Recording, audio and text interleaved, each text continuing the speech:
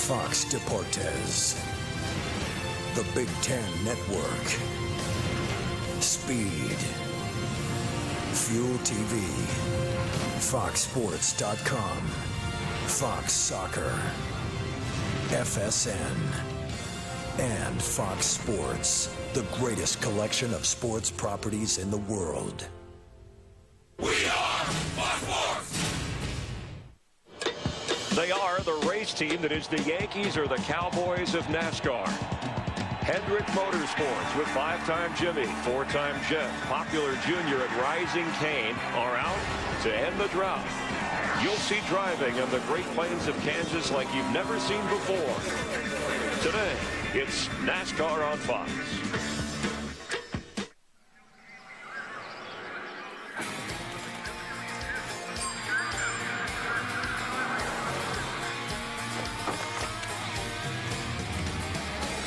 Hey y'all, it's racing day, so light out here I can't hear a thing. Man, the fans are going wild. And these drivers came to rock, and no place else but Fox knows how to do it NASCAR style. Boogity, boogity, boogity! Let's go racing, And boys! it's, hey now, here we go, race day. Don't you be going slow. Keep that pedal down on the floor. Push it to the crowd, can't take no more. Big hair since the flag came down. Be here to the last lap around. Worked all week, it's time to play. Gonna get a little bit sideways. Hair since the flag came down. Be here to the last lap around. Worked all week, it's time to play. Gonna get a little bit sideways.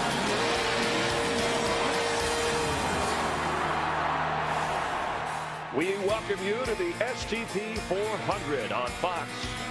Here at Kansas Speedway, fall-like weather, temperature in the 50s, the wind gusts. They get up to 30, it's cool and cloudy, but the drivers are ready to take it on. Greg Biffle coming in here on a roll, and he's had success before in Kansas. Also, we have some headline drivers who have yet to win. Jeff Gordon, Jimmy Johnson, Kyle Busch, Carl Edwards, along with Hall of Famer Darrell Waltrip, 2-time Daytona 500 winner Michael Waltrip. I'm Chris Myers, and glad you're with us for NASCAR on Fox. Well, you guys having a good time in Kansas? Try the barbecue? Man, I love the way this area out here has grown up. They got a casino over there. They got restaurants everywhere. They got a soccer. I mean, this place. But, Michael, have you tried their barbecue? That's not barbecue. They don't even cook sheep here, Chris. Well, but I did eat a steak right off turn 2. That's mutton. Yeah, all right, mutton ahead. Let's look at the storylines for I ate today. a steak off turn 2. They got a casino here. Aside from the weather, the hot race team, the Roush Fenway Fords, the dominance, and you look at the points leader, Greg Biffle, coming off the big win in Texas. Matt Kenseth, Daytona 500 winner. He's second in points. Carl Edwards hasn't led a lap yet this year, but a top 10 finish, always a threat. Remember, he was in the chase picture at the end for the championship. But no Ford qualifying in the top 15 for today's race. How much is that an issue? It's not a concern at all. The talk in the garage area is about how strong these Fords are today. Biffle particularly. People think in the long run, which we see a lot of those long runs on these types of tracks, he's got the car to beat. So it'll be interesting to see if that's right. I think back to Texas a little bit last week. Carl Edwards had a bad pit stop. Started at the back of the field and worked his way all the way back up to the front. These Fords are fast, and they have a great race package. You know, Kenseth won Daytona. Biffle won last weekend. They got the cars. They'll be up there. They'll be some of the guys to beat today for sure. It'll be fun to watch how many cars they pass. So those guys that have to work their way up to the front. Now, for some teams, right, going 13 races without a win, not a big deal. But for the Hendrick Motorsports team, that is a slump. And waiting on career win 200 for the legendary car owner, his team of Jeff Gordon, Jimmy Johnson, Dale Earnhardt Jr., Casey Kane. Now, they were all in the top 10 last week. They've had good cars, but not in victory lane yet. And that milestone of 200, we've all been waiting. In fact, the last win was Jimmy Johnson for Team Hendrick here in Kansas last fall. So who steps up for them today? I think Jimmy Johnson does. Look at his car. It's painted green. It has an earthy look to it. And it's Earth Day. I think that is the advantage he's going to need to drive to victory lane. But he's fast, Darrell. I read something that Roger Penske said. He told Rick, he said, I know how you feel, Rick Hendrick. Roger went 99. He had 99 wins trying to get to 100. It took him 3 years to get that next win, to get to 100. So, Rick, I don't think it's going to take you 3 years. I think you got 4 good chances today. Jimmy Johnson and, I believe, Dale Jr., he is so close. Yeah, it was nice to have Rick stop by the Hollywood Hotel. Maybe bring a little good luck for his race team today. 13th race here in Kansas. Toyota looking for its first win ever at this track as we get you ready for what's around the turn. We've talked about Greg Biffle a little bit, but the driver of the Sweet 16 will join us live, and he'll talk to us about being on a roll. Jeff Gordon will join us and talk about how he is on cue for a victory. He's been close. Kansas's own Clint Bowyer will take us around this sports-crazed Sunflower State and the welcome wagon. We've rolled it up for you guys. You're watching NASCAR on Fox. We'll get you ready for this 400-mile race in just a moment. To be a tour guide this weekend. You want sports? We got them. But you know what else? We got the best settings in the world to watch them in. No better NFL tailgating scene than right there at Arrowhead. Heck, even Kauffman Stadium is going to be hosting the All-Star Game this season, right here on Fox. Pretty shameless plug there, boys. And then you want to talk about hoops? KU's just up the road from here, baby. Of course, there is those 2 Kentucky fans, some Waltrip guys. Kansas City's so much fun. Heck, even Missouri had to get in on the action.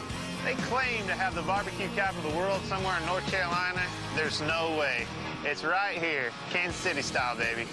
But you know, the best thing about Kansas is, hold up, now? All right, Clint, whenever you're ready, fire away. That was awesome. Clint's a good sport for Michael Waltrip Racing. What made you want to hire a guy like that? Enthusiasm. You can see his attitude. He's an energetic, exciting guy. He's breathed a lot of energy into our team. I'm glad Clint's on it. And the endorsement extension from 5 Hour Energy, very helpful. Speaking of energy, Kansas, boy, you build a track, everything grows around it. You know, this race is like winning Daytona to Clint Bowyer. He drove by this place when they were building on his way to a dirt track race. It'd really mean a lot to him to win here in Kansas. Carl Edwards said if they were running 1-2 on the last lap, both Kansas natives, neither one of them would probably win. Yeah, Carl from nearby, Columbia, Missouri, both about an hour 45 away. Speaking of this track, let's take a look. Double Trouble, and this track, Darrell, wide open for discussion. That's a good way to lead into this. Wide open spaces. You know, you would think a big old wide racetrack like this, man, you couldn't get in trouble here. Look, you go down in the corner, you got plenty of room. Holy cow, Carl, where are you going? That's ugly right there. And then look at this. Synchronized spinning, a lot of room. Stay in the gas, smoke the tires, catch that baby, and keep on going. And the seams here, we talk about seams on racetracks, and those are a concern. But at Kansas, they're ditches, Chris. Look how wide those things are, a couple inches wide. Race cars ride along on tires that are less than a foot wide. You take away a couple inches of that traction, look what happens. One of the best in the world, Jimmy Johnson, about loses his car because of those cracks in the track, those ditches. You could use a rudder. Yeah, almost. He did that seamlessly. Seamlessly. Field of seams. By the way, a night race coming to Kansas. We know the repaving as soon as this race is over. 40-year-old Jeff Gordon, he loves this place and other tracks that have similar worn-out surfaces. And although Gordon is 17th in the standings at the moment, he's coming off his best finish of the year. And Jeff, over the years, has provided us with a lot of excitement, and he's not done yet. Here comes Big Daddy. Jeff Gordon in that 24 car. He's a renewed Jeff Gordon. He's as smooth as fine wine around this place. Now that's a big mistake. He is the money man. Back in June of 2001, Jeff Gordon scored Hendrick's 100 Sprint Cup victory. And Jeff, what's going to be the biggest challenge today for you and the rest of the fleet trying to score the latest milestone?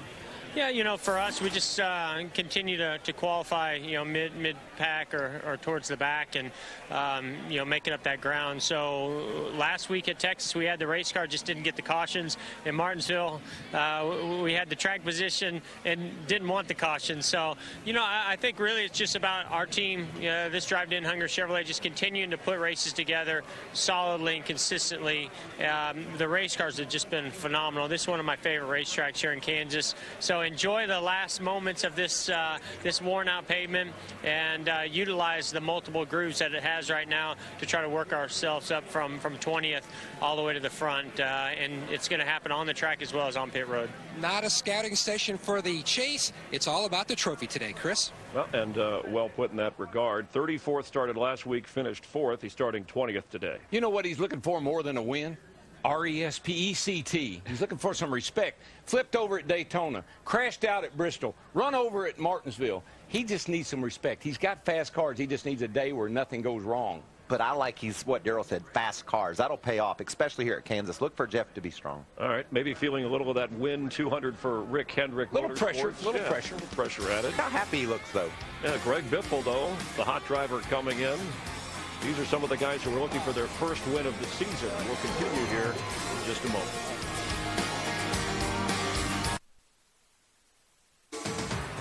NASCAR on Fox pre-race show is sponsored by Geico. 15 minutes could save you 15% or more on car insurance. NASCAR on Fox went under the lights last week in the great state of Texas. 5-time dominated down the stretch, but the Biff made his move and cruised to victory. Awesome job, buddy. Awesome job. Now, we switch gears to Kansas, where 1 year ago, Bad Brad took the checkered. Smoke has 2 wins. Will Junior, Jimmy, or Carl bring it home today? Or will the Biff continue to thrive in 2012? You gotta watch to find out. We're back in the Hollywood Hotel. 42-year-old Greg Biffle put his car where the points are. He's trying to be that first driver ever to win the championship in NASCAR's Top 3 Series. And, of course, last week in Texas, he threw caution to the wind, passing Jimmy Johnson for the win, making a bold statement and widening his points lead. I tell you, Greg Biffle's kind of got an attitude right now. The Biff is back. And this team is on a roll. Woohoo! Look at this man go. This is one of the fastest cars on the racetrack. He doesn't ride. He races all the time.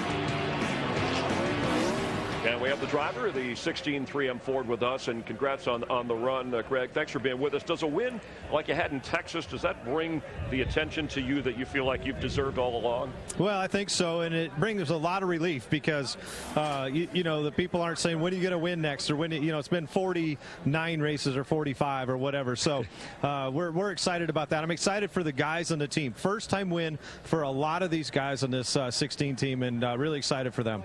Hey, Greg, it's DW. You got to win. You're leading the points, and you've got some good teammates over there at Roush. But does the statistics make you the #1 driver at Roush right now? Well, I think, you know, if you look at the stats on the points, but, you know, it's been, I was told in the media center earlier that the 99 team was the premier team at Roush Fenway. So I was surprised by that. But anyway, we're all real equal drivers. I said it, Matt, Carl, and I'll tell you what, we all three have a little bit different driving style, but we're all three, I think, you know, top of our game in this sport. I love your attitude, brother. I love your attitude. Greg, it's MW. Attitude makes a difference. And that pass you pulled off at Texas, that was a pass with attitude. 175 miles an hour, passing 5 times sideways. What'd you think about that when you came out the other end? You weren't wrecked. I'm glad it worked, is what I was thinking. You know what? I felt good passing, you know, anybody. But, you know, Jimmy, 5-time champion. You know, I had to get it done. Right then was my chance. And I felt pretty good about the pass and better about the win. Well, good luck here today. I know you had plotted out some things for the first portion of the season. You're ahead of schedule. And it's really nice, too, Greg, that you're involved in the American Dental Association. The program is Give Kids a Smile. It promotes brushing and flossing and good dental hygiene. So, and I know you wore braces. Proud of that your teeth are looking good. Yeah, thank you, guys. Appreciate it for having me. All right, take care. We appreciate Greg being with us. Back to back today, buddy. Back to back. Thank you, buddy. I'm working on it. Cars in today's race, they carry an assortment of colors. This week, key color is green. You remember in NASCAR? Yes, I'll tell you why. They issued a white paper memo about environmental initiatives, and Miss Sprint Cup is here to tell us why it's easy to be green. Used to seeing us in our black and our white fire suits, but this weekend we've changed up our paint scheme in recognition of Earth Day and Sprint's commitment to the environment. Are you guys digging our new colors? Right now, we're encouraging NASCAR fans to trade in their old phones with Sprint buyback program to keep phones out of landfills. Bring in your old phone to any Sprint store and get a credit towards your new phone, even if it's from another carrier. Also, now through May 17th, if you switch to Sprint, you'll receive a $50 credit. So visit sprint.com/buyback for more details or visit your local Sprint store. Make sure you tweet us at Miss Sprint Cup or right on our Facebook page and tell us how you're supporting Earth Day. Now enjoy today's racing live from Kansas on Fox. Well, thank you, and happy Earth Day. Richard Petty, there's, that Petty blue, a mixture of the 57 Chevy white and 56 Dodge blue color, came out pretty good. We'll have more in a moment.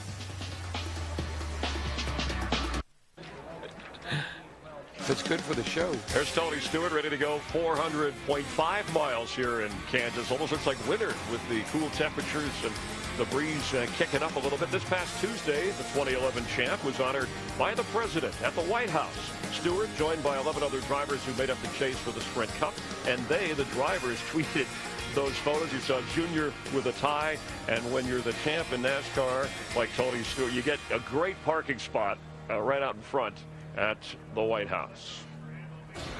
43 of America's best drivers, most of them you're familiar with. Jeff Gordon, Jimmy Johnson, Dale Earnhardt Jr. But over the past 10 races, only Tony Stewart has earned more points than this next guy. Now see if you can recognize who is emerging from the shadows.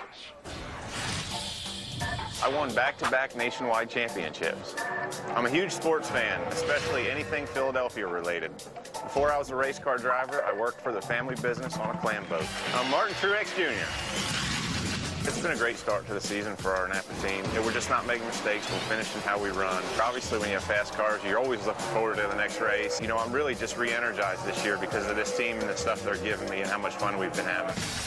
Chad Johnson's doing a great job as crew chief. We've just really clicked. He's a guy that really grew up kind of the same way I did. In a family race team, him and his dad would go race sprint cars together. He honestly believes that I'm the best driver out there on the racetrack, and I honestly believe he's the best crew chief in this garage, and that's what makes it work for us. I do want to get back to victory lane, obviously. It's been way too long, and I know it's going to happen soon. I didn't even know it was 174 races, so, I don't keep up with that stat. I feel like if we can just put ourselves in position the way we've been doing it, our wins are going to come. And, in the past, I've been in position to win races. I've dominated races. I've led a lot of laps, and we've just never been able to close the deal. It's a lot more fun coming to the racetrack knowing you've got cars fast enough to win, and I feel like we're going to get there soon.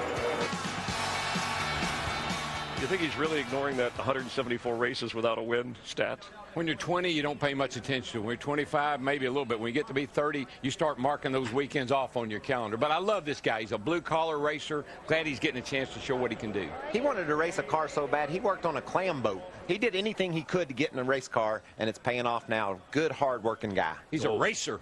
Watch for him now. Let's go to Gas and Go. Here we go. You have questions. They have all the answers, and you're on the clock. All right, Tony Stewart, the only driver to have 2 wins in the first 7 races this season, yet he's 7th in points. What's wrong with this picture? Nothing. He's fine. He was the king of mile and a half. He just struggled last week at Texas. Today will be a big test. See how they do today. He and Newman both, but Tony Stewart's the man. He's got the best team. When you win races, though, shouldn't you be up at the top like the way we finished last year? He had to win races to win the championship. Yeah, but this is a body of work for 26 races. You got to be consistent and win races to be in the chase. He gets in the chase, he really makes things happen there. Okay, Michael, Kevin Harvick just 1 win in his last 31 races, but he's 5th in points. Was a chase driver last year. How would you gauge his season so far? He's on the front row today. Yeah, very fast. Anytime Harvick qualifies up front, look for him to be really strong during the race. I like what the team's doing. Scott Miller moved over from his team to our team. They didn't seem to miss a beat, so that bodes well for Childress's organization and his direction of that team. All right, let's move on here for both of you. And Darrell, we'll start with you. There is the perception the drivers are too nice out there on the track, especially this year. Lead changes down, cautions are down, wrecks are down. What do you think? Nobody wants to be the bad guy. Everybody wants everybody to like them. They don't want any conflict. They don't want any issues. They just all want to get along. That's great if you're Boy Scouts. Yeah, you can't. I mean, when a driver says, "I'm glad they raced me cleanly," I don't like that. Let's scramble. Let's mix it up a little bit. We need some more cautions. We need some more action, and I think Darrell's exactly right. Everybody's trying to tiptoe through these first races. You need to get your feet under you here early in the season. I think they'll loosen up some. I had one driver tell me, "So I just don't want to put my team through that, the controversy." Well, that's part of the game. I just want to get that trophy That's myself. right. And look, Biffle, the win. Look what a win does for you. Ask Biffle about that. All right, Darrell, Carl Edwards, Casey Kane, they've yet to lead a lap this season. You think we'll see at least a portion of that streak end today? Boy, those are 2 powerhouse teams, and their teammates are doing pretty darn good. Those guys have got to get on it, though. You got to get up there. They got the speed. This cat right here, Casey Kane, he's got the speed.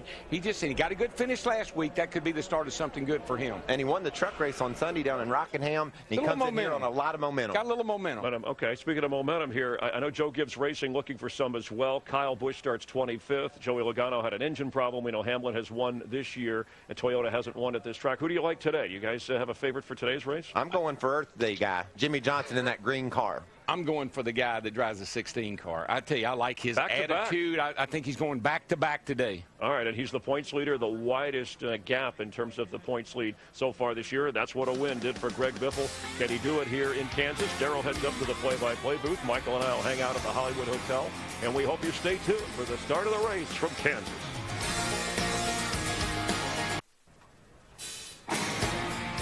And we welcome you back to Kansas Speedway, getting ready for the start of the STP 400. A.J. Allmendinger in a Dodge is on the pole. No pole sitter has won this year. Kevin Harvick also on the front row. Kyle Busch looking for his first win of the year. Let's head trackside for opening ceremony.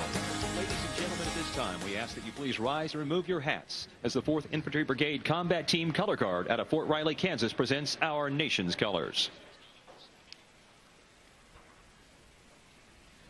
Here to sing our national anthem, please welcome Kansas native Jeremy Vitt.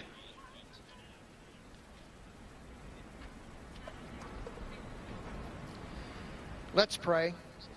O God of grace and love, here and now we claim your promise of presence. Please help us through the starts, stops, and cautions of our lives.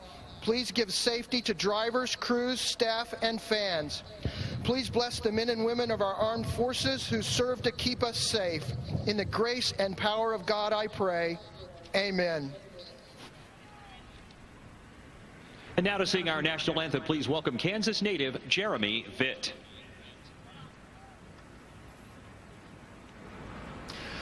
Oh, say, can you see by the dawn's early light what so proudly we hailed at the twilight's last gleaming, whose broad stripes and bright stars through the perilous fight o'er the ramparts we watched were so gallantly streaming, and the rockets a red glare, the bombs bursting in air, gave proof through the night that our flag was still there.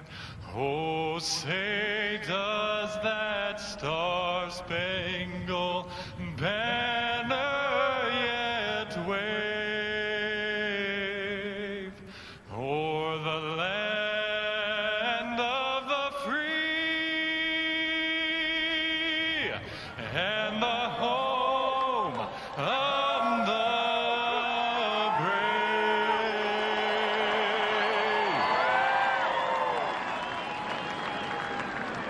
Which of the 4 qualifiers will finish best in today's race? The top 4. Text FAST to 34763 or go to AT&TFastestDriver.com. You'll have a chance to win 4 G's, $4,000. You can play every week and watch for tweets from Michael Waltrip during the race. Brought to you by the nation's largest 4G network. Rethink possible.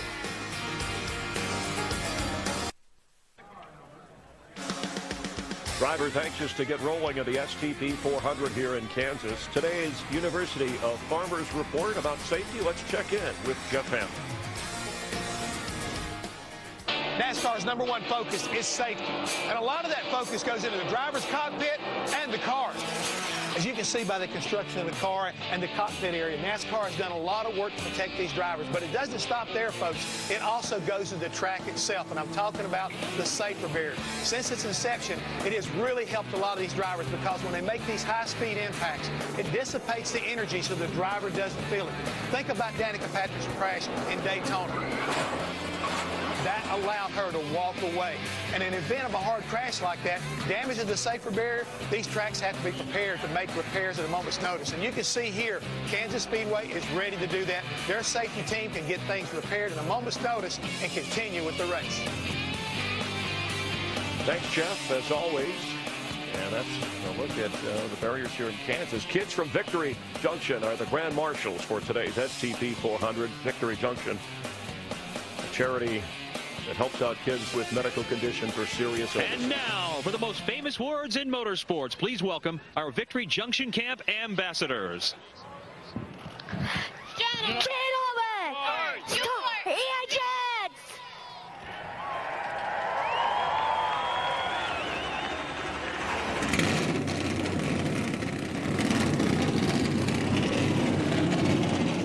Saw some of the Hendrick drivers. 3,000 starts for Rick Hendrick Motorsports. Will he get win number 200 today? There's a lot on the line here in Kansas. We're glad you're watching NASCAR on Fox.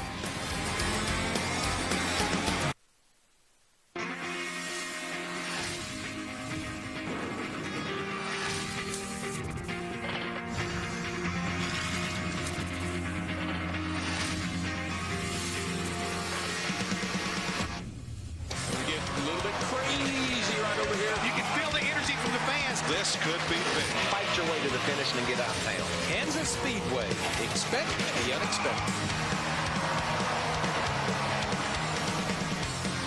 Along with Michael Waltrip, Chris Myers here in the Hollywood Hotel getting ready for the start of the STP 400 at Kansas Speedway. Brad Keselowski won this race last year, but it was warmer. We see the wind kicking up. What do the cooler temperatures mean for today's race? The cooler temperatures means fast speeds. These cars love cool air. The tires stick better, the motors run better, so these guys are going to be going faster than ever before. And Biffle made a statement last race. Who's the statement maker today? Jimmie Johnson's been trying to make a statement ever since he wrecked on lap 1 at Daytona. I think in his earthy green car, he gets it done today on Earth Day. The guys who bring you the race every weekend, Darrell Waltrip, Larry McReynolds, and Mike Joy from the booth. Mike, it was Biffle ending that 49 race winless streak. Maybe today, Junior, Truex Jr., or A.J. Allmendinger looking for his first win of his career. Well, true, Chris. There are a lot of those streaks that are looking to be broken. And you look at this racetrack, Darrell, how wide it is, how you've got all kinds of room to race and work with, and yet people keep finding the wall and having a lot of challenges to run 400 miles here today. I think we've pointed out several of them, Mike. One thing is the wind's picked up a little bit. The grip level here is really low. It's hard to get a lot of grip. Tires fall off fast. The cracks in the track. The thing about this track, you're always looking for a different line, a better line. Maybe it's on the bottom. Maybe it's on the top. But this track is very challenging, and it's hard to get your rhythm here. It's hard to get that rhythm and stay in it. Well, last year, Larry, both Kansas races were won from outside the top 15 starting positions. 25th for this race, 19th for the fall race. Yeah, when we drop this green flag on this 400-mile race, we'll be focused on those drivers at the front of the pack. But because of the way qualifying went yesterday, it got very slick during that session. We've got some drivers like Kyle Busch, Carl Edwards, Tony Stewart, starting outside the top 20. I promise you, we drop the green, they're going to be going to the front. And the good thing about the wide open spaces of this racetrack, you can do it with a fast race car. You don't have to do it with strategy. There's going to be some comers and some goers based on the way the qualifying schedule was. All right, should be fun to watch here for 400 miles. Let's have a look at the Geico starting grid for today's race. A.J. Allmendinger wins his second career pole. Kevin Harvick has his 5th top 10 start of the season. Joey Logano, who had engine trouble in practice, will have to go to the rear after posting a great qualifying run. His teammate Denny Hamlin, 3rd last year here, is alongside. Mark Martin, the 2009 winner, finished 3rd last week. And Martin Truex, top 10 finishes in the last 4 races for Mark's teammate. Dale Earnhardt Jr., runner-up here a year ago, and the hometown favorite is Clint Bowyer. Casey Kane, 7th at Texas, winner at Rockingham in the trucks last week. Sam Hornish Jr. returns to Cup. He was an IndyCar winner here. Brad Keselowski, last year's winner, along with Jeff Burton. They're in row number 6. Ryan Newman, who won here in 2003, and Kurt Busch, solid last week in Texas. Jimmie Johnson, 2 Kansas wins. It's been 13 races since that victory. David Rudiman, best start of the season for Rudy. Greg Biffle is our point leader, a 2-time Kansas winner. And Matt Kenseth, his teammate, with top 10s in the last 3 Kansas races. Paul Menard and Jeff Gordon, who won the first 2 races at Kansas, and that's your top 20. You have a look at the rest of the Geico starting grid as Darrell gets on the horn. Hey, Kevin Harvick at CW. Got a copy there, buddy? Forward, old timer. Thank you, my friend. Appreciate that very much. Hey, great qualifying run, first of all. Looks like the car is fast. Yeah, I tell you, Darrell, we didn't expect to qualify as good as we did. We struggled on both of our qualifying runs, and the guys did a good job of making some good adjustments, but pretty happy with the car and race trim. Hopefully we can put a whole day together. The car's a bit fast, and put it all together and compete for the win today. Does this track present any particular challenges to you today, Kevin? The weather being a little bit different is going to be a little bit different challenge for basically what we set up for, with expecting the weather to be a little warmer. So we adjusted to that. You know, the tires fall off a lot, so you know you won't run the bottom of the racetrack. It's just a matter of when you move up and if that top groove goes away. So we'll see. All right, my friend. Have a great day. You've been good on these 1.5 miles. Show us what you got. 10-4. Thank you, sir.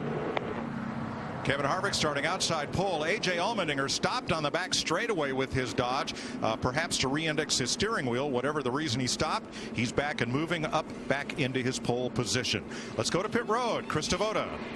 Mike, 130 miles. That's the distance between this racetrack and Carl Edwards' home in Columbia, Missouri. He actually drove here to the track this week. Now, he's been very good here, 5 straight top 10s, but he hasn't won in a Cup car at the Kansas Speedway. And he says, right or wrong, he is putting more emphasis on himself, more pressure here than at any other racetrack. If he is in victory lane, you can bet it will be emotional. Dick Berggren? Well, Tony Stewart is a master of the 1.5 mile track, just like this one.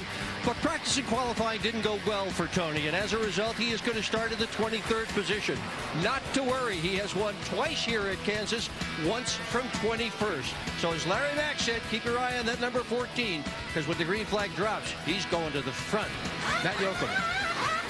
Greg Biffle's chasing a milestone of his own. Only one time in his Sprint Cup Series career has he scored back-to-back wins, and that was back in 2008. Biffle has a great car, starts mid-pack. His biggest concern, starting mid-pack, keeping the ears on the dog, meaning taking care of those fenders when all those cars span out 2, 3, maybe even 4 wide, chasing for position. Steve Burns? Well, Matt, 80 miles, the distance from Clint Boyer's hometown of Emporia, Kansas, and the Kansas Speedway. He raced at a little track called Lakeside Speedway near here and watched this track being built, dreaming of one-day racing here. That dream obviously has come true. The next step is to win. His crew chief, Brian Patty, says they have got to manage the tires on the car once they experience some fall-off. Jeff Hammond? Well, Steve Burns, I've got myself a great location here today. And when you think about Dale Earnhardt Jr., he's got a pretty good one, too, starting 7th. But what's impressive, folks, is his performance over 2011. Qualifying, he's almost 10 positions better starting. Finishes, he's almost 3 positions better. He's 3rd in points currently, and the team told me, well, they've got a special win set up today. And me, along with the guys from the National Guard, well, they feel like they're going to be able to take aim on victory lane today on that 88 car. Boy, Hammond's got to be right at home, tuning on a tank. I was going to say, just don't let him work on it.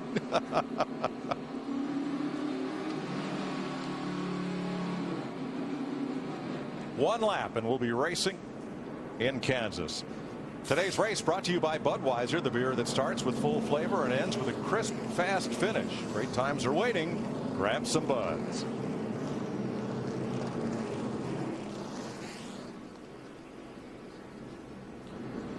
As we get ready to race, we have thoughts from some of NASCAR's top drivers on how this season has progressed so far. But I'll tell you what, I mean, there's nothing like winning. Historically, you've never got this kind of a jump on the season. Kind of solidifies us as a challenger for the title. I'm pretty proud of how everything's going so far. Our season quite hasn't been what we want it to be yet. We've not won a race this season, which is frustrating. Felt like we were in the mix every race, and just things had happened. And I feel like we're right on the verge of breaking through, getting that first win. You know, definitely got to get ourselves back in victory lane. A lot of drivers on the win one soon list as we come to Kansas. Well, the weather has turned. Yesterday was high 70s, not a cloud in the sky, and beautiful. The clouds are here. The temperature will not see 60 degrees. I think the wind came from Texas straight to Kansas, much like our production trucks did. Cool and cloudy today. It's just nippy out there, Mike. I rode around here from the Hollywood Hotel, and man, you need a jacket. 267 laps the distance today. Pit road speed 45 miles per hour. The field window 48 to 52 laps. And one car to the rear, Joey Logano, who never made a full lap in the first practice session before they discovered engine trouble. So he was the first car to qualify, and he was on pole for most of the session. before getting bounced back to third. And he drops to the tail of the field. I love it, Mike. All the fans are on their feet. They're clapping. They're cheering. Boogity, boogity, boogity. Let's go racing, boys. Mark Martin did not get a great stop. Denny Hamlin drops to the bottom, and the dinger. Trying to score his first Sprint Cup win and wants to do it right from the start by leading lap 1. Allmendinger.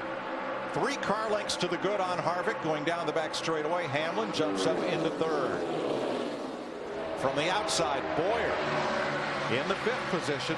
Single file come the first half dozen, and Allmendinger will lead the first lap in Kansas. You know, Mike, we had rain here last night. A pretty good rain shower. Really cleaned the track off. Pretty green out there right now. There's going to be a lot of grip for a while. Mike, you talked about A.J. Allmendinger in the 22 trying to win his very first Sprint Cup Series win. Remember how close he came a couple of races ago, finished second at Martinsville to Ryan Newman.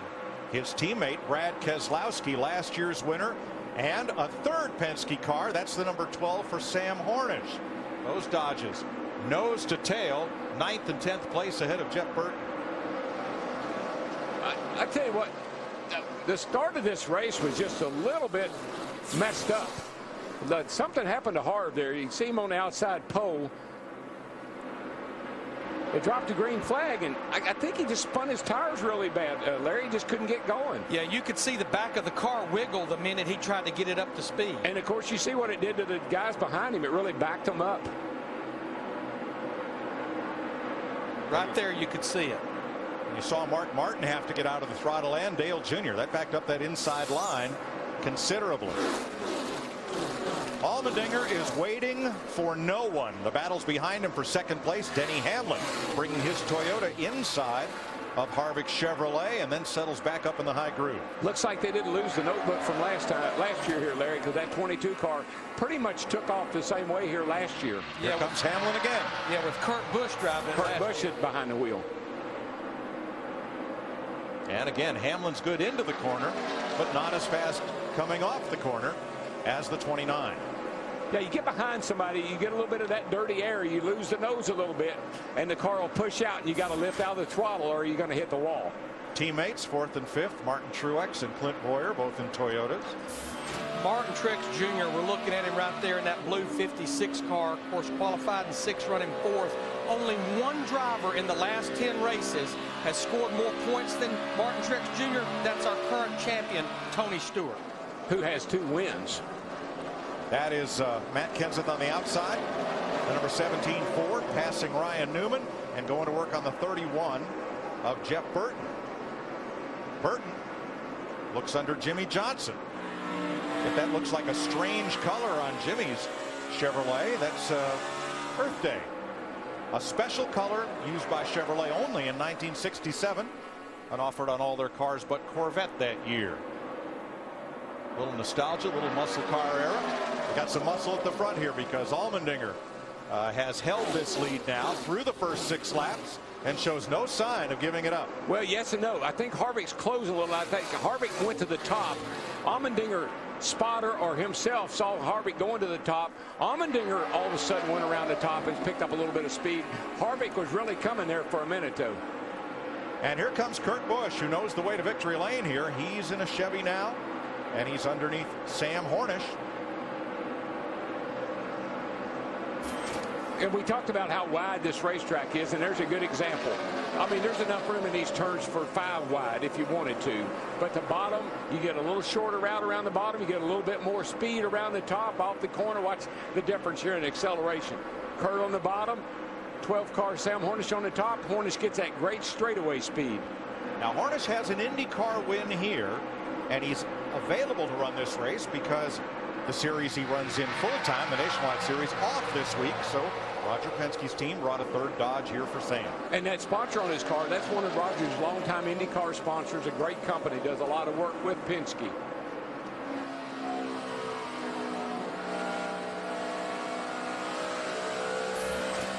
Eight laps complete. Joey Logano's gained 14 spots, Montoya 11, and Montoya's teammate at Chip Ganassi, McMurray, has picked up 9. said, Larry, a lot of those cars starting out back, they're headed to the front and they're fast enough to get there. Yeah, if you went late in the qualifying session yesterday, exception being A.J. Allmendinger and Kevin Harvick that was on the front row, the racetrack just lost so much grip. That was some down-to-earth shots right there. Boy, Jeff Gordon, Jeff Burton battle. Carl Edwards looking in. And this is, look at this, 3 great drivers right here, and they are battling hard right now. Watch this, he's going to get a little bump. Jeff Burton's going to run up there and give Jeff Gordon a bump, and you know what that is? That's a message. But in the meantime, here comes Carl on the bottom, Carl Edwards in the 99. Burton was telling Gordon. Oh, they almost touch. And at these speeds, that could be dramatic. I think Burton was trying to tell Gordon, you need to go on and get out of my way. And so Jeff picked it up a little bit. Let's see how close that really was from our aerial coverage. See the 3 of them right here together. Here Burton just is saying, come on, man, you hold me up, slid right up in front of me, give me some room.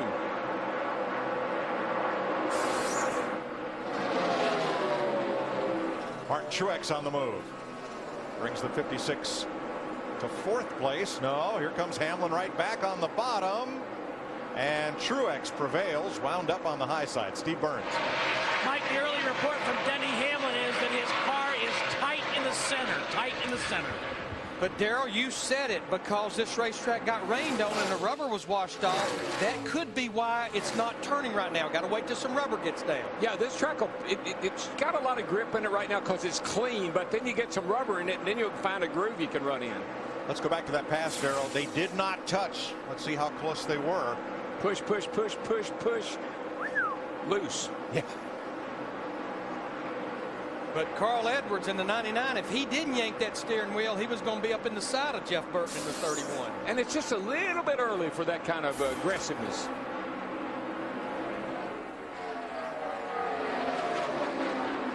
"12 laps complete. A.J. Allmendinger from California, driving Roger Penske's Dodge, has led them all.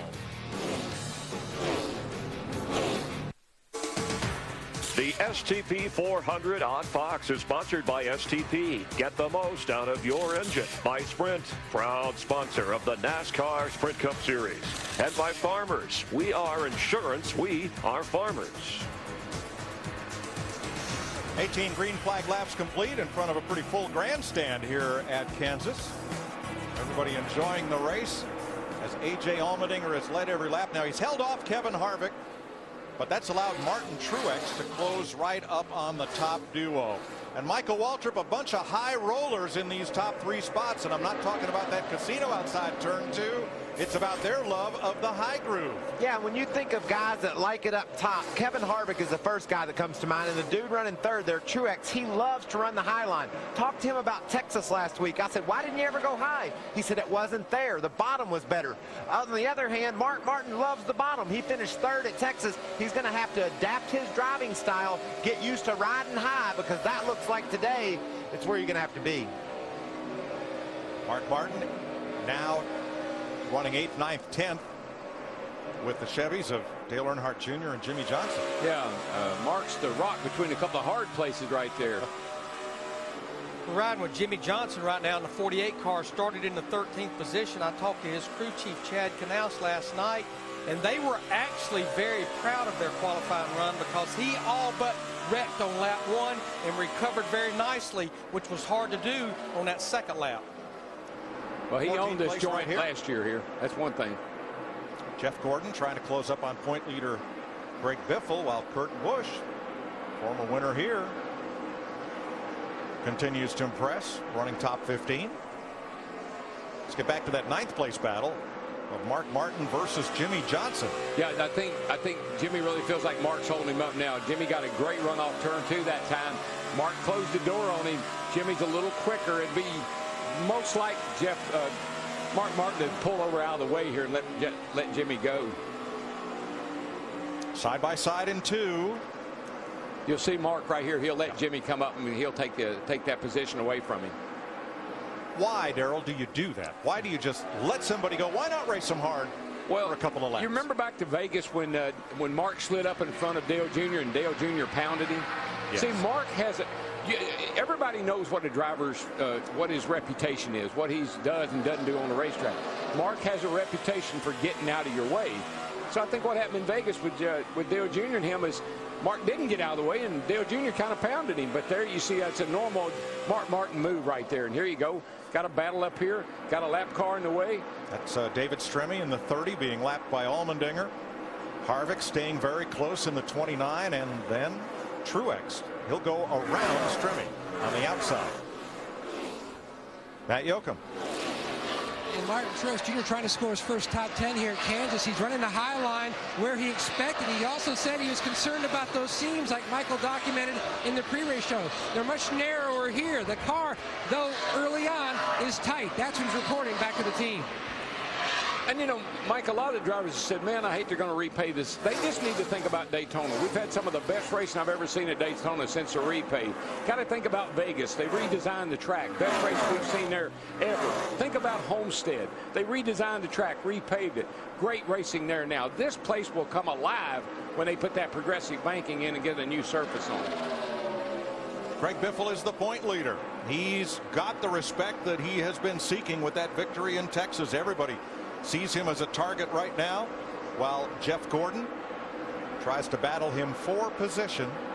13th. Gordon has come from 20th. Another driver who's come through the field is Joey Logano. Had a fast car in qualifying, held the pole through most of the session. Logano started out back to that engine change. He's come to 28th, Krista.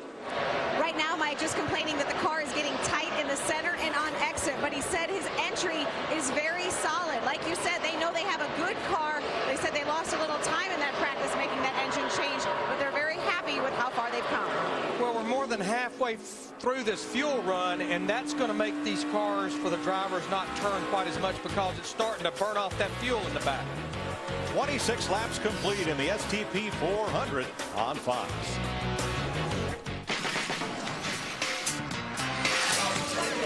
No, next question.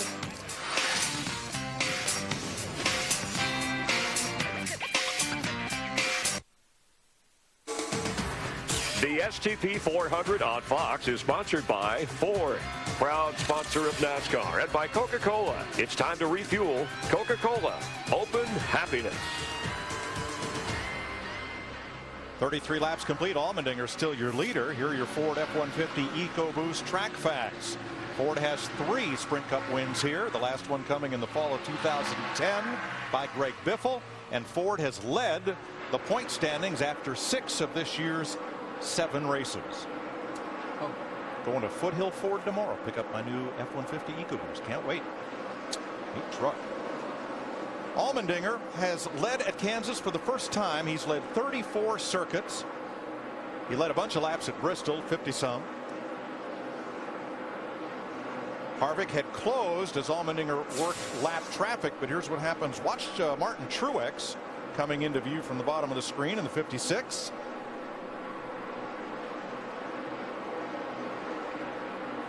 He tried to dive bomb it down in there, DW, but of course he paid the price on the exit of the corner. And then that's the contrast between a low line and a high line. You get such a great run off the corner unless you really put a big slide job on that guy when you go down in there. He's always going to have the momentum coming up off the corner. Take your line away. You know, Daryl, that was just a little bit of frustration from Truex. He's way faster than Harvick, but he can't go anywhere. So he dives to the bottom to see if he can make the pass, make it stick. He makes a lot of ground on the entry. Can he hold it coming off? And this is a great example of why they're paving this joint, Daryl. It's a one-groove track about right next to the wall. They put some progressive baking on it, then maybe we can see some side-by-side. Oh, wait a minute. We're seeing it now. Look at these two. Harvick wasn't going to stand for any of that. He went right back to the bottom after Truex once again. We know that high groove is fast off the corner, and that cements second place for now for Martin Truex. Yeah, Truex ended up exactly where he wanted to be up top. Then he could get that run through 1 and 2. Well, Michael said that Truex is a lot faster. You know how much a lot faster is? 1/10. He's 1/10 quicker than Harvick, and that's the difference. So now with Truex in second, is Allmendinger's lead in jeopardy after 37 laps? Oh, I think old Napa Know-how's on a hunt right here. I believe he's got something for him.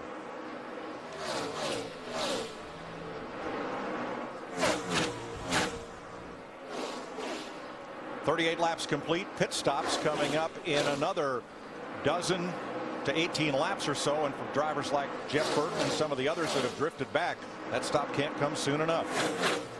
And a lot like Texas last week, the give up on the stopwatch over the course of a run with tires, once a leader starts hitting pit road, you can't be far behind. We'll take a pit stop and be back for theirs. 38 laps complete in Kansas.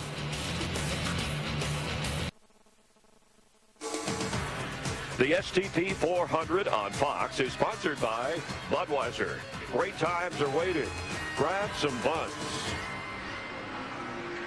43 laps complete, and for the lead, Martin Truex comes after A.J. Allmendinger, but he's headed for pit road. He will be about the 8th car in. As some of those that had trouble coming to pits early, like Jeff Burton, Jamie McMurray, and Clint Boyer. I think, is that Dale Jr. that just missed pit road? Dale Jr. was trying to get on pit road and missed it.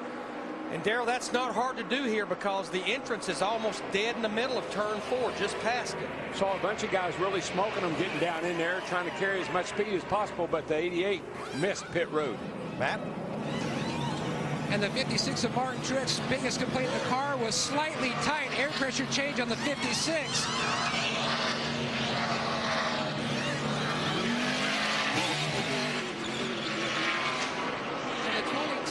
Allmendinger, our pulsator, just started yelling on the radio, out of gas, out of gas, out of gas. Meanwhile, the 16 of Biffle is in. Significant chassis adjustment for Biffle. His car had really gone, losing the nose, no grip. And the 22 making his way still down to his pit box. And the 29 of Harvick is in, bad angle, big chassis adjustment, trying to keep up with this race car. They didn't do as well last week, trying to do a better job this week. Big track bar adjustment, the car absolutely no grip for Harvick. To Steve. And Denny Hamlin hits pit road, Matt. He says that his car is tight on throttle, but really tight on exit. They've made a slight adjustment for Denny Hamlin to correct that problem. Jimmy Johnson saying, my car is really sensitive on entry around other cars and loose coming off of turn 4, wedge out, and a track bar adjustment for Jimmy Johnson. Regan Smith came around trying to pick up a lap as Carl Edwards did lead a lap and then comes to make his stop. That's the first lap that Carl Edwards has led in 2012. Kristen. And Larry Mack, we have documented how badly Carl wants to win at this racetrack. They're making an air pressure adjustment and adding some tape adjustment on the grill as well for the 4-tire stop. First round of pit stops now completed, but for David Reagan, who stays out trying to pick up a lap. Martin Truex has cycled back around to the front spot. Regan Smith completes his service and gets back out. Now, is there a problem on board? I think there is. I saw him go by here. I saw fire come out the tailpipe, and it looks like he's slowing down to me. What do they say, Steve Burns? Well, Darrell, I haven't heard exactly, but I can tell you this. Half of their crew has already run back into the garage area. They think it's an engine problem.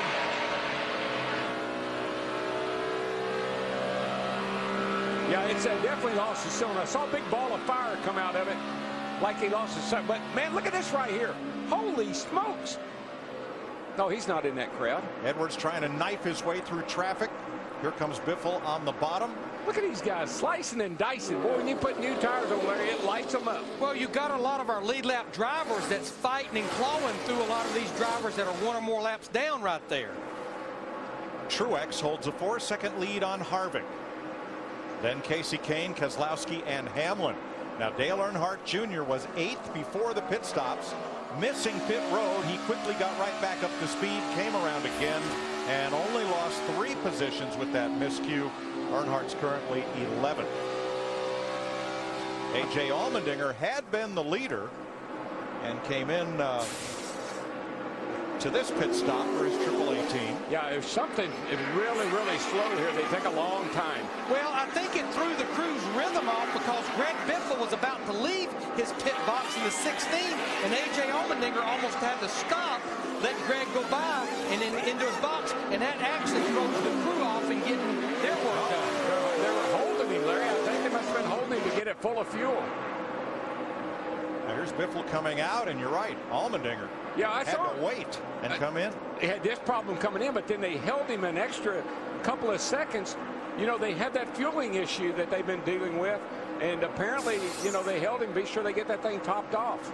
I think it threw the timing of the gas man off too, Larry, when they had to stutter there, and maybe he was a little late getting that first can done. And honestly, you do not want to leave pit road, Michael, unless you know you're full of fuel at the way this race is unfolding already. You know, I heard on the radio Allmendinger yell, I'm out of gas, guys. And when you're out of gas, you've got to wait. You've got to turn that starter over and just wait until the, we got a spin coming to pit road. Clint Bowyer has spun in turn 4. Not sure if he locked it up trying to get to pit road, Darrell. He was trying to get on pit road, and he locked it up. And, of course, he's got an engine problem. The engine may have finally let go in that car, but no, he's still running. I think he was just trying to get on pit road.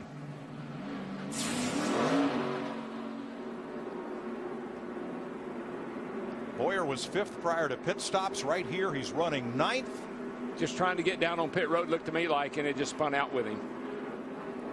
First caution of the day comes out at lap 52 for Clint Bowyer's spin.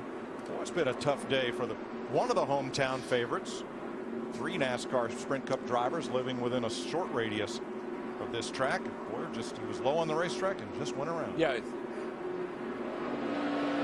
You can hear the old engine. She got a cylinder down. Just not coming to you guys. Coming to you. Just not sure about that one. Well, did the engine rev because the car get loose, or might have he downshifted for 3rd to get in the pits and it came around? I honestly believe he was trying to get on pit road. I think that's what he was trying to do.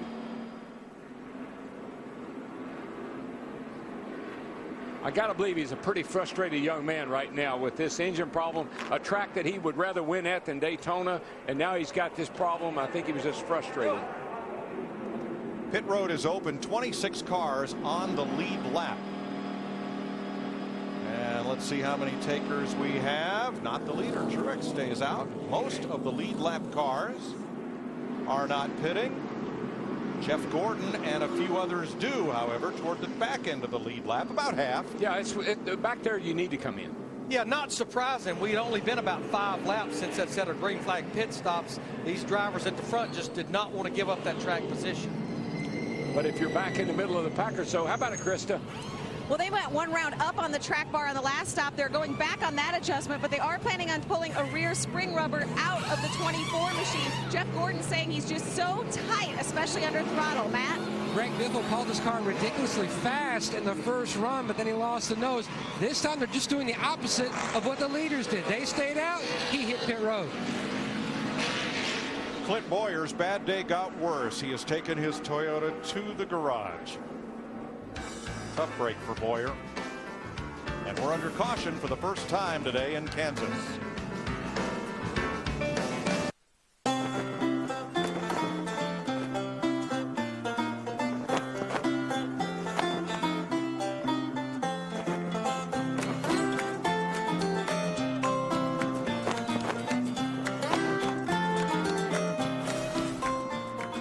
Laps complete, finishing up the first caution flag of the day for Clint Bowyer's spin. That's the first caution in the last 286 laps of Sprint Cup racing, going back to about lap 100 at Texas last week. David Rudiman gets the free pass in his Chevrolet. He's the Aaron's lucky dog. You don't need credit. All you need is Aaron's. So he gets back on the lead lap. We'll restart with 27 lead lap cars. Off track in the garage area, Scott Riggs, Mike Bliss, Joe Nemechek, and Clint Bowyer.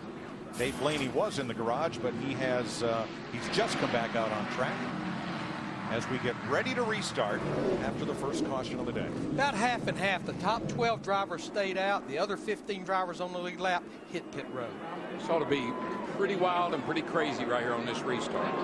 So a difference in tire wear of only 7 or 8 laps between the lead cars and those that stopped. Green flag. Seems like Harvick's struggling a little bit on these restarts. 3 wide.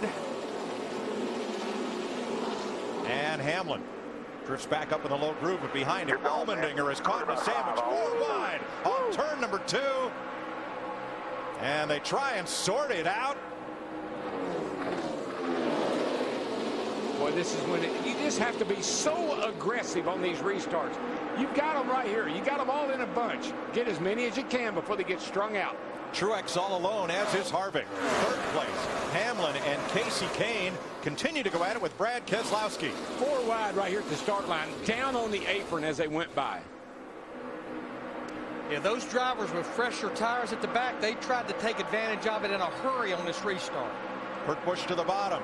Gordon runs out of room up top. That may leave a spot for Busch or Edwards as Montoya in the 42 battles the 55 of Mark Martin. Wow, did you see Greg Biffle in the 16, our points leader? Kyle Busch just clipped him in that left rear. He was just hanging on. Look at him on the apron right here. Look at all, I mean, look at that. Landon Castle had to go to the apron because they were already 3 wide at the start-finish line. Tony Stewart, 14. Nowhere to go, no way to get there. And boy, Almirola comes right up in front and almost takes the nose off Joey Logano's number 20. And don't forget now, you can be below the white line on a track like this. Daytona and Talladega, that's a no-no. But here, you just go everywhere except where it's green. And don't rule out they won't try that. Well, you might try it, but it won't work.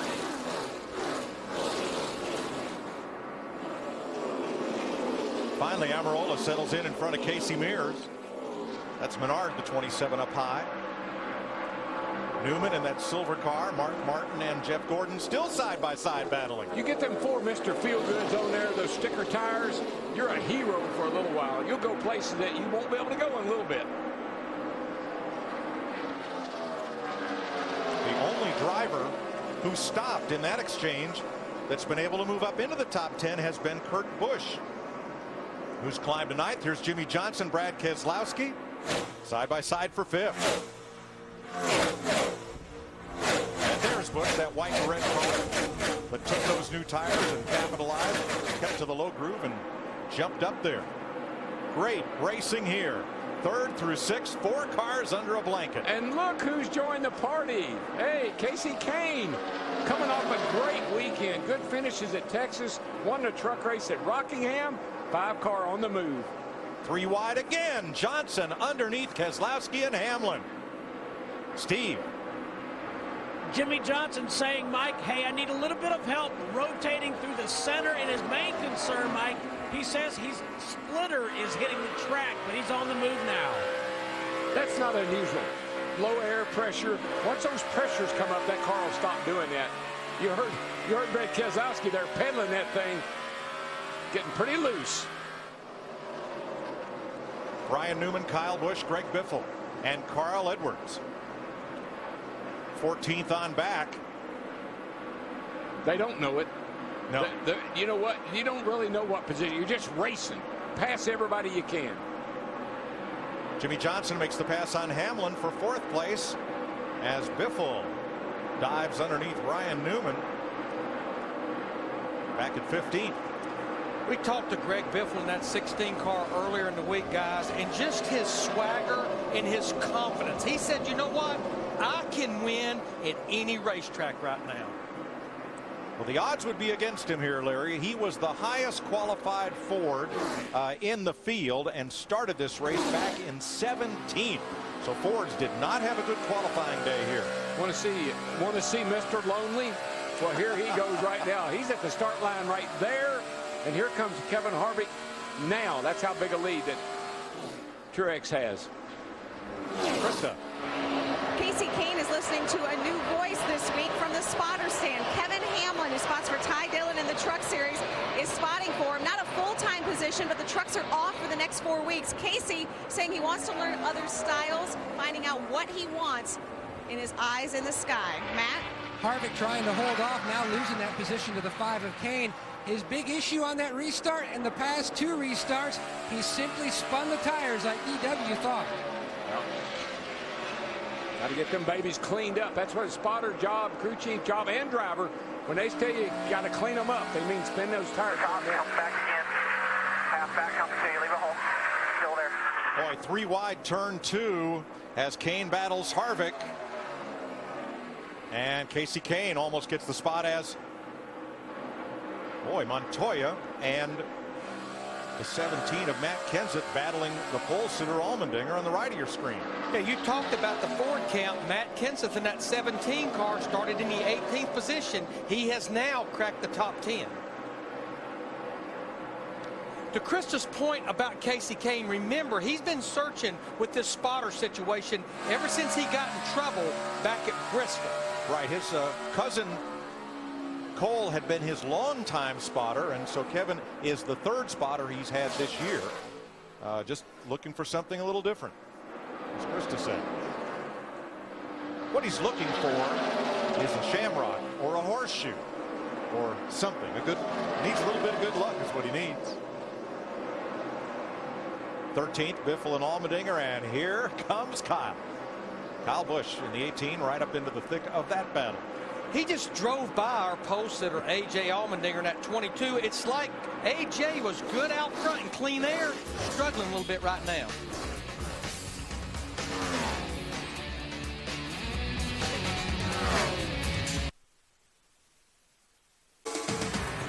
The STP 400 on Fox is sponsored by Diet Mountain Dew. Yeah, it tastes that good. And by AT&T, the nation's largest 4G network. AT&T, rethink possible.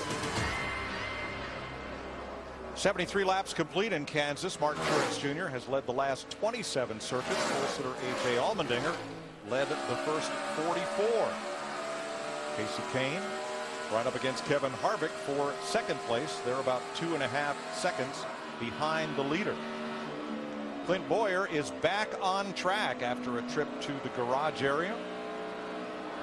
Fresh off the wire, Friday, he threw out the first pitch for the Royals game, and they had a no-no going into the 5th, but lost to the Blue Jays. And then this spin by Clint Bowyer. We thought he was trying to get onto pit road when the car went around. He spent some time in the garage. They disconnected one of the valves in the engine, so he's on 7 cylinders trying to complete the race.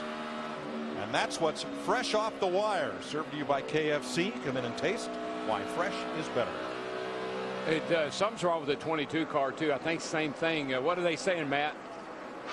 DW, he ran out of gas earlier. That's why he stumbled trying to leave his pit box, and then he simply told the team, we have a motor issue right now. He's just trying to ride it out as long as he can. Not looking good for the pole sitter. Yeah, right now he's about 2 seconds a lap off the pace. Yeah, he's down a cylinder just like the 15 was. But I like what the 15 did, Mike, Larry. They disabled that cylinder.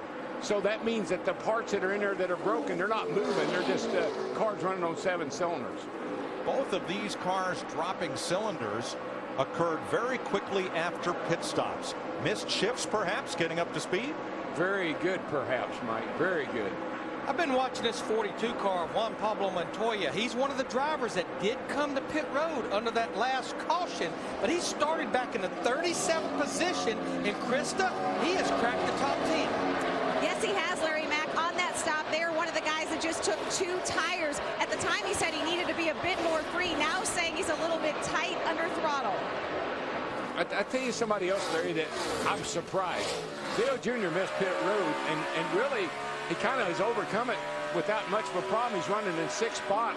I thought that was really going to mess up his position, but he's holding on pretty good.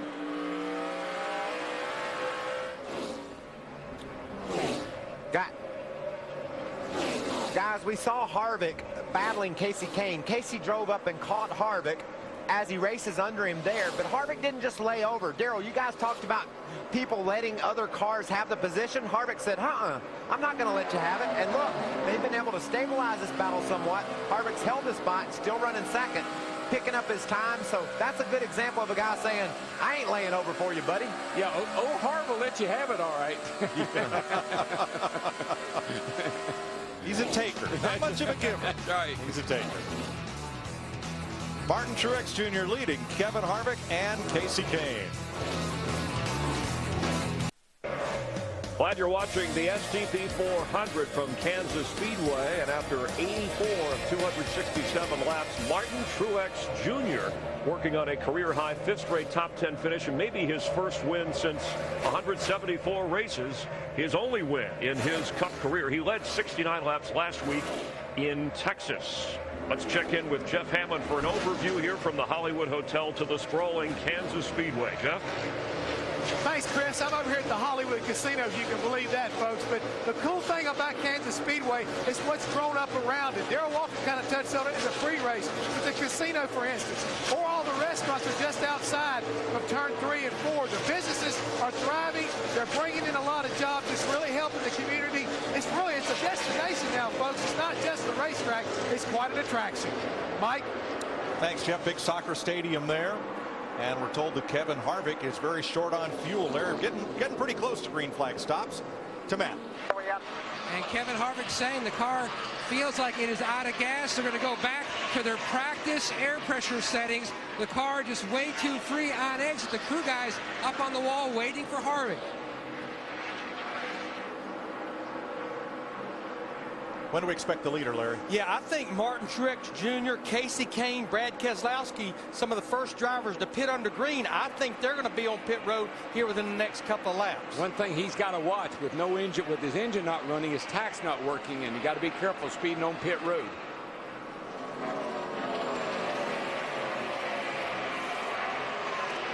Let's see if Harvick's able to quickly restart and pull away once the 4 Goodyears and 2 cans of Sunoco gas are in. Yeah, I think with the time that he lost when he ran out of fuel, and you can see they can't get it refired. Finally get it refired, he is going to lose so much time with running out of fuel, what he had to do on pit road, and holding it till he could get it fired. The leader Truex comes off turn number 4, had an anxious moment there, lapping David Gilliland, but here he comes. But with the 29 car, notice no ether being sprayed into the engine, no pushing the car, set there, let it get its pressure up, and it starts. Brad Keselowski is in. A.J. Allmendinger also coming as we begin second round of green flag pit stops. Dick? Well, Brad Keselowski's had a good day for himself, as has this crew. Keselowski drove the truck race yesterday, finished in 3rd position, so he got a little information some of the other folks maybe didn't get about this place. He won the spring race here last year.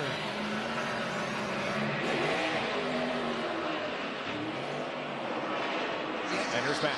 And Allmendinger is in. His car on the tight side has been pretty consistent much of the day, but his biggest issue, the motor. You were talking earlier, Mike, just how much off the pace that 22 was. Steve?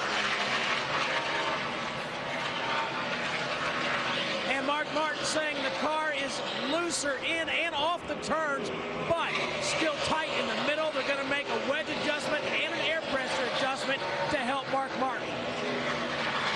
Only about 6 more cars need to stop in this part of the sequence, the ones that did not stop during the last caution. Hornish is in. Junior made it that time. Yeah, he didn't miss pit road. He slowed her way down that time. Dick? Dale Earnhardt Jr. got lucky on the last pit stop, missed pit road, but managed to stay in the top 10 nevertheless. He has had a decent car all day long. He just wants to free it up a little bit on this pit stop. Junior looking very, very good today in Kansas. Krista? Casey Kane, they're stretching their fuel mileage. He is out of fuel. They had planned to come in one more lap. Casey Kane actually saying he's having to work a lot harder in the race car as well, saying his hands are numb. There's more wheel in the track. Matt? And Martin Truex Jr. and his team just trying to put the entire race together. So far, the car very solid. He wants a slight air pressure change. He says the car is just a little bit snug from center off. Steve? Matt, Denny Hamlin saying the car is still tight at both ends of the track. On exit, they made an air pressure adjustment and given him 4 tires. Krista? Casey Kane limps his way around, makes it in. They were planning on making a wedge adjustment, the wrench going into the back of the car to make that adjustment. Like we said, Casey's saying he's having to work a little harder, and the proof is in his hands. His hands getting numb on the wheel, because they also mentioned the wind on the backstretch. Brian Newman and Carl Edwards in. That will almost complete this part of this round, and Jeff Gordon in a little early than he would cycle through. That 5 car, that was painful. Krista? Well, Jeff Gordon came in on back on lap 52 in the round of stops, and he's actually saying the adjustments they made have not fixed a single thing. He said he's still tight in the center and crazy loose in and off. Meanwhile, for Carl Edwards, Carl said he needs his car to turn a little bit better through the center. Steve? Chris, it's going to be Johnson saying he is still tight in the center. He says hard throttle is not my friend. They're going to take a spring rubber out of the left rear spring because Jimmy's saying he is a little loose on landing in turn one. He's away. And Biffle trying to make it back-to-back wins. You can see the wrench go in the back window. He called it from the cockpit. He wanted to go down on the track bar to try to tighten up this number 16 machine. Solid so far. Steve. Well, Matt Kenseth has done his usual job of sneaking into the top 10. He says the car still needs help rotating in the center of the turn, but overall the car is not bad. 4 tires and an air pressure adjustment. Dick. And Tony Stewart's day has not at all gone the way they had expected it to. He said that the front end going into the corners just isn't grabbing hold of the racetrack, nor is the right rear. So they're going to be doing some chassis adjustment on this pit stop for sure. Smoke, not as fast as he had hoped to be. Eric Almirola missed his pit and will have to go around in the 43. Montoya's in front of Krista. Juan Montoya saying his race car is getting just a little bit loose. They really haven't made any major adjustments, just air pressure throughout this race. They are very comfortable with this race car, and a focus of their program has been these mile-and-a-half tracks. So far, things are looking good for Juan Pablo. Montoya was the leader, and we're told there was a problem with Jimmy Johnson's pit stop. May have missed a lug nut. Well, we got a lot of issues here. Watch it. I want you to watch his 17 car. He's running wide open. Watch this. In the gears, in the brakes. There's the timing line, and got it slowed down in time to get in his pit box. A crazy, great job. And then Eric Almirola just plain didn't stop in his pit and was headed for the next stall. He had to go around, and here's a Johnson stop. You can see there the right rear tire changer had to put that lug nut. That NASCAR official was right there watching. Now that beat the alternative, and that would be leaving without that lug nut and having to come back in. A very eventful round of green flag stops. Martin Truex came in with a 5.8 second lead. He's expanded that by 3 seconds.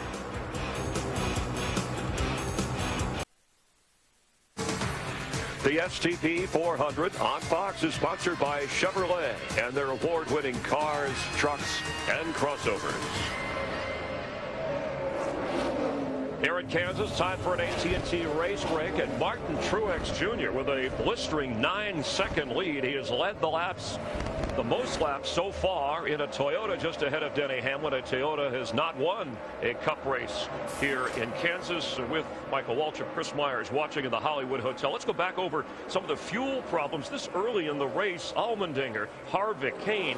What's the issue? You know, you could be a little bit confused about how it could have happened on the second pit stop. You run out on the first pit stop, maybe you don't have your mileage predicted quite as precisely as you hope because of the weather change. But after you run a fuel stop and then you got to make another one, you shouldn't run out of gas, and we saw 2 cars do that. We've also seen guys find different grooves or lanes or lines. Which driver can handle the 2 lanes or 2 the best? Well, so far we've seen a couple of guys, Jimmy Johnson and Truex, who's leading the race, be able to run high when they need to, but then drop to the bottom like you see Jimmy right here. I need a car that will do both, Chris. That's how I'm going to win the race. Anybody can run high. I need a car I can go other places with it. Jimmy in the Earth Day car moving up to 5th, just ahead, right behind Dale Earnhardt Jr. and ahead of Brad Keselowski, who won the race last year. And also, let's talk a little bit about green flag pit stops. We're seeing more and more of that. It's going to play out the rest of the day as to who wins the race. What an intense time this is in a race. Watch Matt Kenseth come to pit road. He is so dedicated to get there as fast as he can. Right there, timing line. He's going way too fast, but watch. There's the next one. That's the segment he gets timed on. He gets it slowed down before the second line, but he was nowhere near down to pit road speed at the first line, but it averaged out, and he made his pit stop. That showed you how aggressive these drivers have to be. Is there such a thing? Darrell, talk about a wide track as a third line here? In the middle. You know, you've got to be able to run down on the bottom, but anything low, Chris, is the other line. Around the top is pretty easy. It's a gift.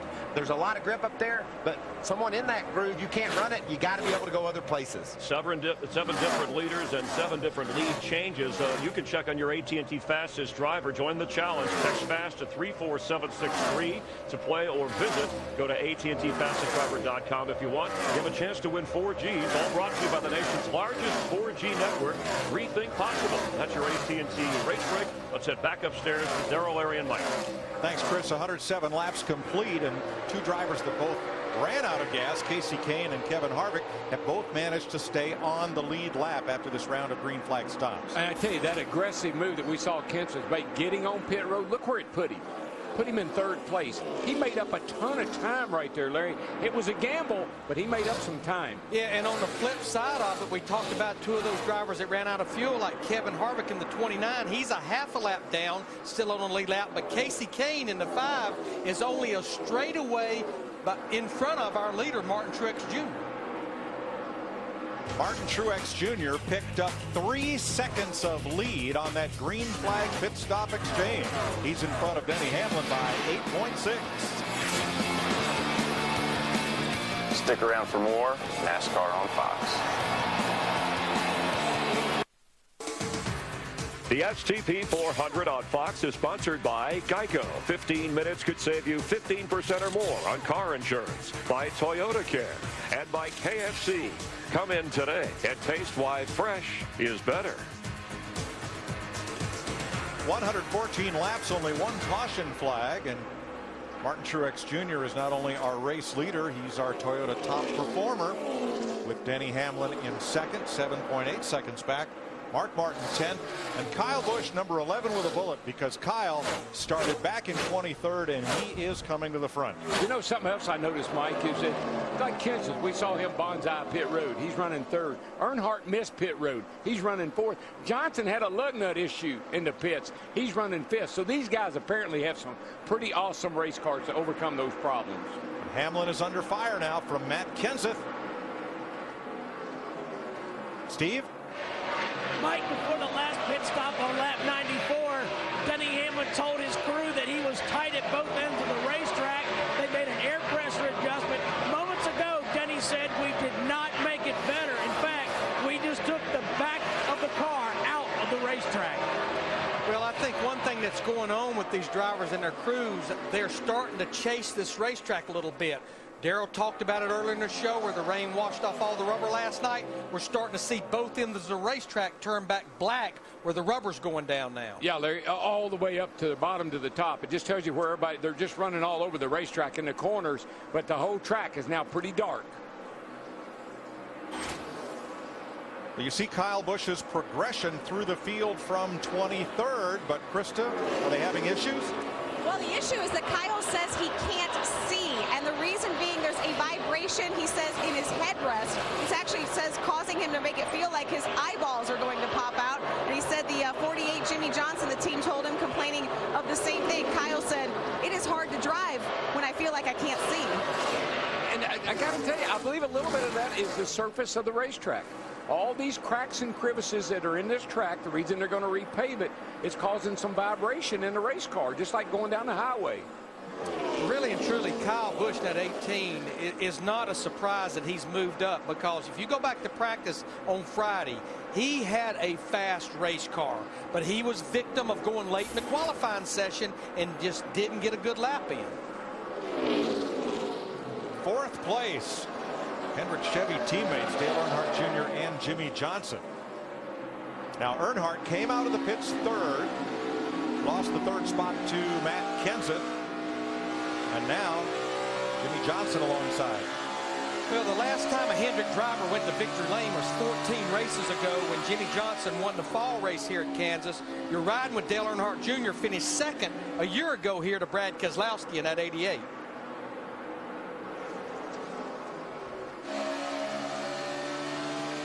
Now they're about 10 seconds behind race leader Martin Truex.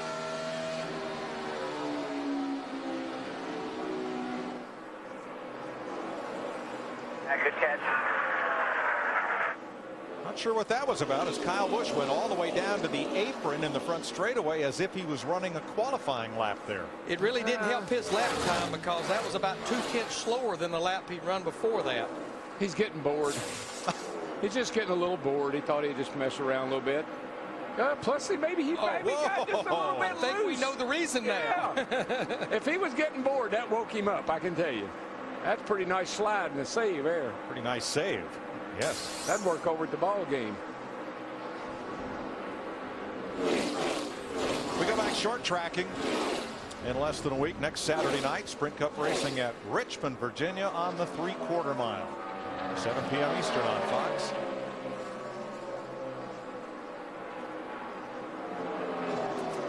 I've been watching Kurt Busch in his 51 cars. He just goes by Brad Keselowski. Remember, Keselowski was his teammate last year at Penske Racing, but Kurt started back in the 14th position. This is a race team where the owner and the driver, talking about Kurt Busch and James Finch, started really reaching out this week saying, we're going to keep going forward, but boy, do we need to put something on these quarter panels. Yeah, that's why they took James Finch's business off the car and running the car with a blank hood and quarter panel showing we are seeking sponsorship.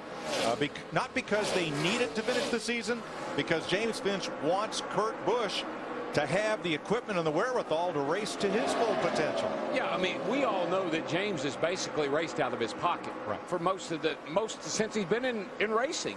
Has a big company down in Florida that has always allowed him to do that, but he needs something to help him go to the next level. Kurt Busch currently 7th. Your leader is Martin Truex Jr. by 7.8 seconds over Matt Kenseth.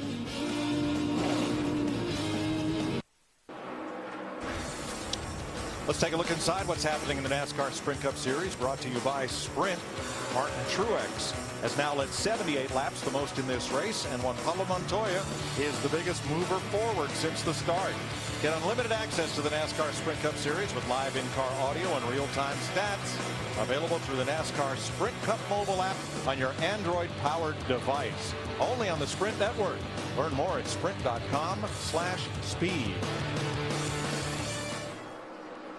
Martin Truex is tearing it up. He's been able to hold on to that 7-second cushion over Matt Kenseth. And as you look from Eric Almirola's Ford at the race leader. And in Truex's car, and Michael mentioned this in one of the breaks there, he can run high or low. He catches people, and he's not held up by someone that's running the high line. He can drive to the bottom and make passes. He's got an awesome race car right now, working all over the racetrack. Green flag stops begin with Jamie Mack, another of the hometown heroes. Joplin, Missouri, his hometown, within a couple hours drive of the speedway here in Kansas. And based on what happened on our last set of green flag pit stops, I don't think Kevin Harvick in the 29, there's the caution is out. Not a very good break for Jamie McMurray in that one. Horrible. Caution for debris. It is the second caution of the day. Comes out at lap 132. Well, the good news for McMurray, Larry, he can take the wave around.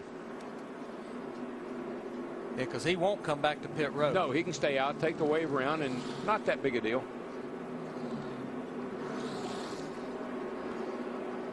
All right, let's find out what is going to happen on this round of pit stops. Matt?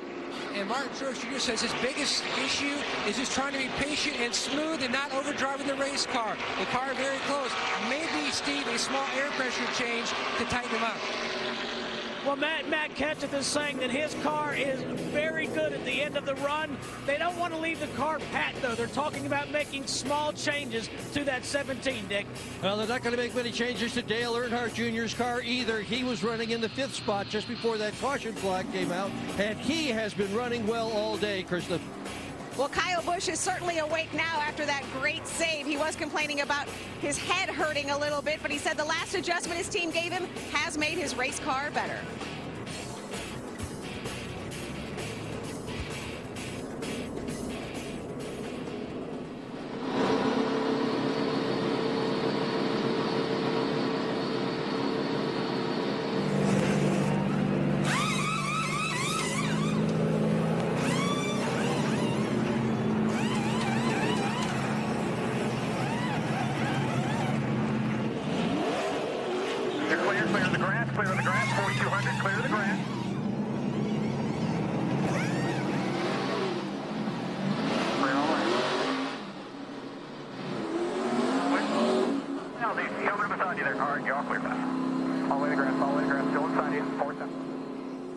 Martin Truex wins the race off pit road from Matt Kenseth, Denny Hamlin, and Jimmy Johnson. That's frantic, not panic, frantic. So Truex holds on to the lead, and the hood is up on our pole sitter. A.J. Allmendinger.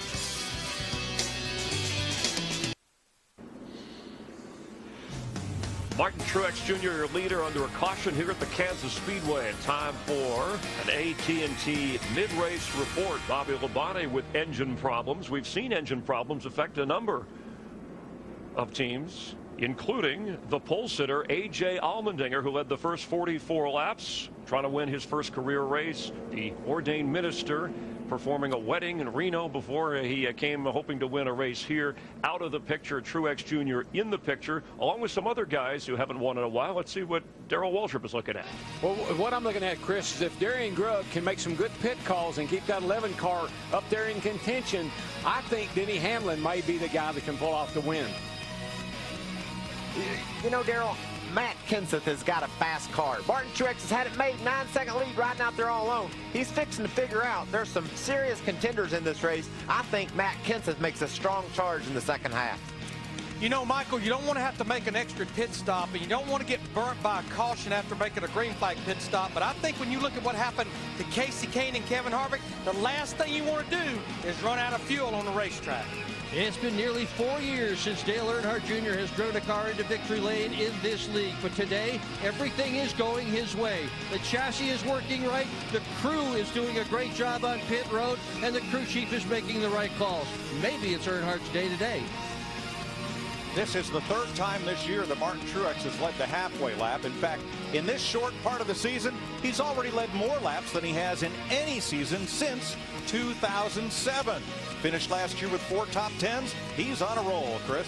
And Mike, he said in the pre-race show, I don't even know what that number is about a winless streak. 174 races since his first and only Cup win. But remember, after Richmond last year, fired his crew, changed his pit crew. They've been grade A since. In fact, in Texas last week, under some green flag stops, they helped him gain spots. All he has to do today is protect the lead in the second half of the race. Can Truex do it while others are having engine problems and fuel problems?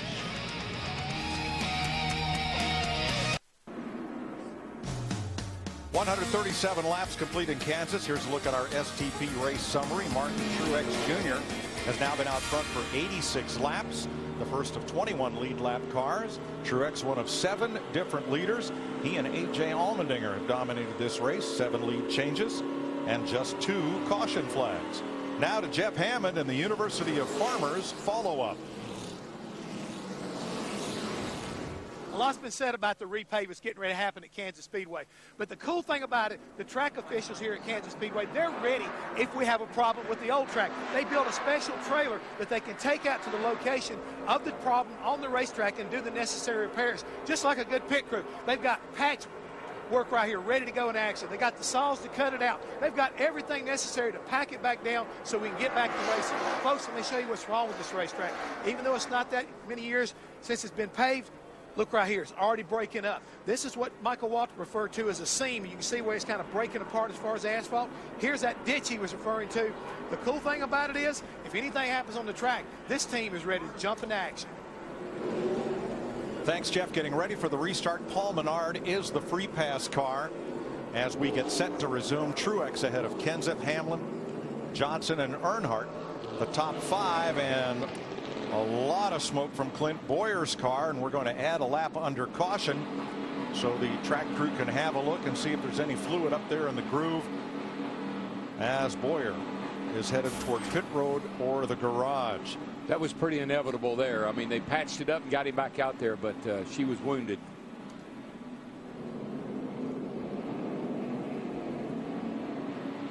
And Bowyer makes the sharp left turn to the garage for the second time today. Go to ChevyOutdoors.com. You can enter for your chance to win a Chevy Silverado, plus a day of bass fishing with Tony Stewart at his home. That caution flag was a big break for Stewart. He was in danger of going a lap down when the yellow flew for debris.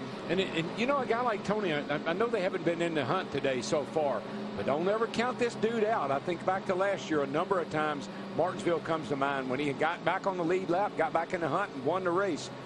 Don't count him out.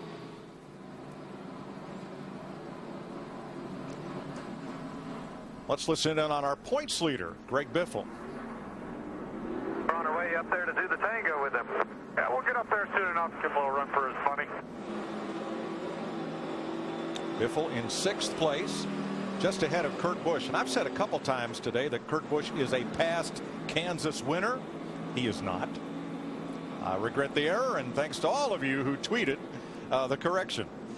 Safety lights are back on. There is oil on the racetrack. They're going to have to take a lap or so to clean that up. But you know what I like, that radio conversation we heard with Biffle? The confidence. Yeah, we'll get up there. When it's time, we'll get up there and mix it up with them. Uh-oh. Jet dryers coming back out. Dick Berggren. Well, we were hoping to interview Clint Bowyer in Victory Lane today, but the local hometown hero instead is in the garage with a broken engine. What's it like to just soldier around out there when you wanted to win this thing so badly? Well, we actually, had a shot at it. Had a really good car. Our teammates out there leading. Hopefully he gets the job done. This wasn't our day, Just one of those days. It's part of motorsports, and the guys do such a good job back in the shop and getting me a car capable of winning. And then the engine shot, this is nature of the beast. This happens from time to time. And what broke it? I don't know. I just wish it wouldn't have happened here. Anywhere but here. Mike? We've seen 3 engine failures already just past halfway. Clint Bowyer, A.J. Allmendinger, Bobby Labonte. Michael Waltrip talked in the pre-race about the cooler temperatures and the track having more grip.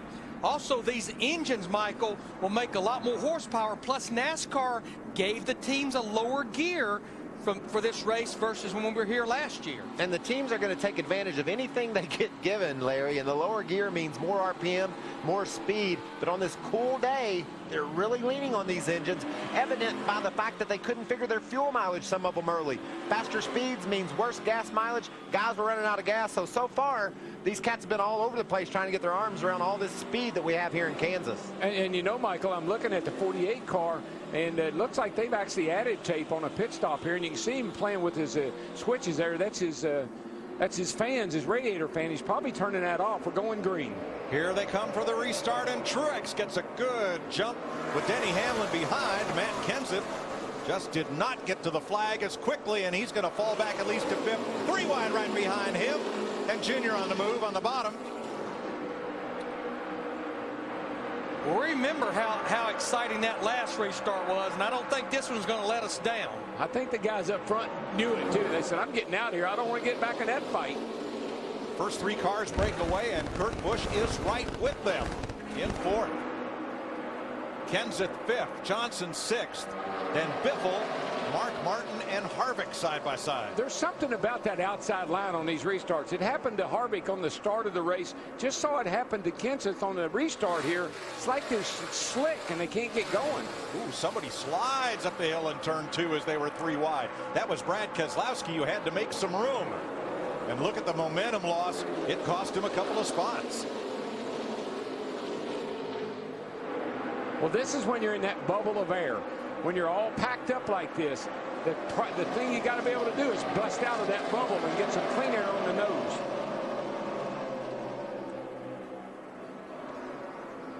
Got that little old red and white car right there in 4th. Kurt Busch in that 51 car just keeps chipping away at him. 6 of the first 7 cars, everybody but Denny Hamlin, just ran their fastest lap of the race. Off turn 4 to complete lap 144 with Truex out front. Grab that volume knob and just crank it up, will you?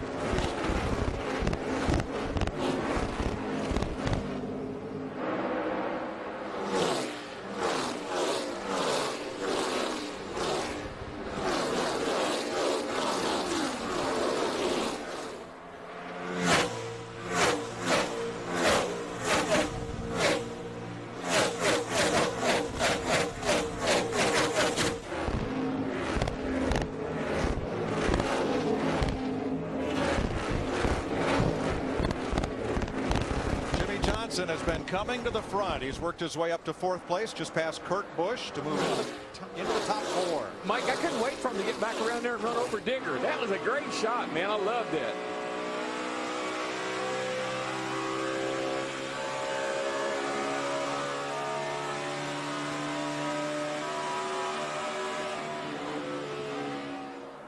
But Martin Truex Jr. not looking back. He's already opened up a full second on Denny Hamlin. And he does it on the restart. He gets a great restart. He gets him a little bit of a cushion, a little bit of a lead. And then right now, he and Hamlin are matching lap times pretty much same speed.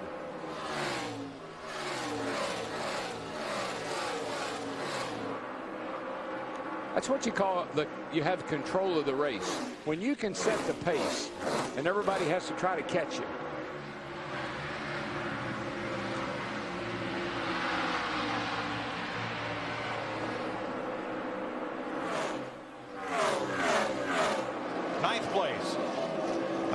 Just passed Kevin Harvick, slid up in front of him, slid almost into him. Harvick battles back. Well, they're such close friends. You know, they just want to visit each other. I was going to say, there's no love lost between those two drivers. And you might see it right there. Harvick gets almost to Busch's bumper, but they'll come together. When they come off the corner right here, they'll be right back together. The way he's running, you've got to think Kyle Busch is going to be a factor in this race before it's over. One thing I do want to point out, with that caution and all these drivers pitting at lap 133, we went back racing at lap 141. We are just right there on the cusp of being able to do it on 2 pit stops. I like that, Larry. We're right on the cusp. You just don't get there every day, you know? You just don't get on the cusp every day. Tony Stewart works up the bottom of the racetrack behind his teammate Ryan Newman. Here's Dick. Well, Tony Stewart struggled for much of the early laps of this race, Mike. But on lap 109, after a pit stop, he keyed the radio and told the crew that they were going in the right direction. On the last pit stop, the yellow flag pit stop, they made no adjustments at all. They restarted in the 17th position. He's already up to the 13th. Stewart getting faster as the day goes on. And up at 3rd place, Jimmy Johnson just blasted by Dale Earnhardt Jr. Jr. moved aside, and the 2 Hendrick cars cooperating with one another, and Johnson has almost caught 2nd place Denny Hamlin. That would be the guy that, if I was worried about anybody, if I was Martin Truex, it would be that 48 car. He has an amazing record at this racetrack, Jimmy Johnson does. And I know he'd like to give Rick Hendrick his 200th victory in a big, big way. He's come so close. Martinsville almost got it. Texas almost got it. Looking good today. But Darrell, Larry, has it seemed to you like the Hendrick drivers, who all want to be the one to give Rick that special 200th victory, have they been racing each other so hard that maybe some good chances have slipped away? Well, I think every single one of them certainly wants. I know they talk about the company getting the 200th win, but you better believe every one of them wants to be the driver to stand in Rick holding that checkered flag. There are milestones, and you'd like to have your name part of one of those milestones. That would be big. Hendrick drivers currently 3rd and 4th behind Martin Truex Jr., who talked about his last and so far only Sprint Cup victory to date.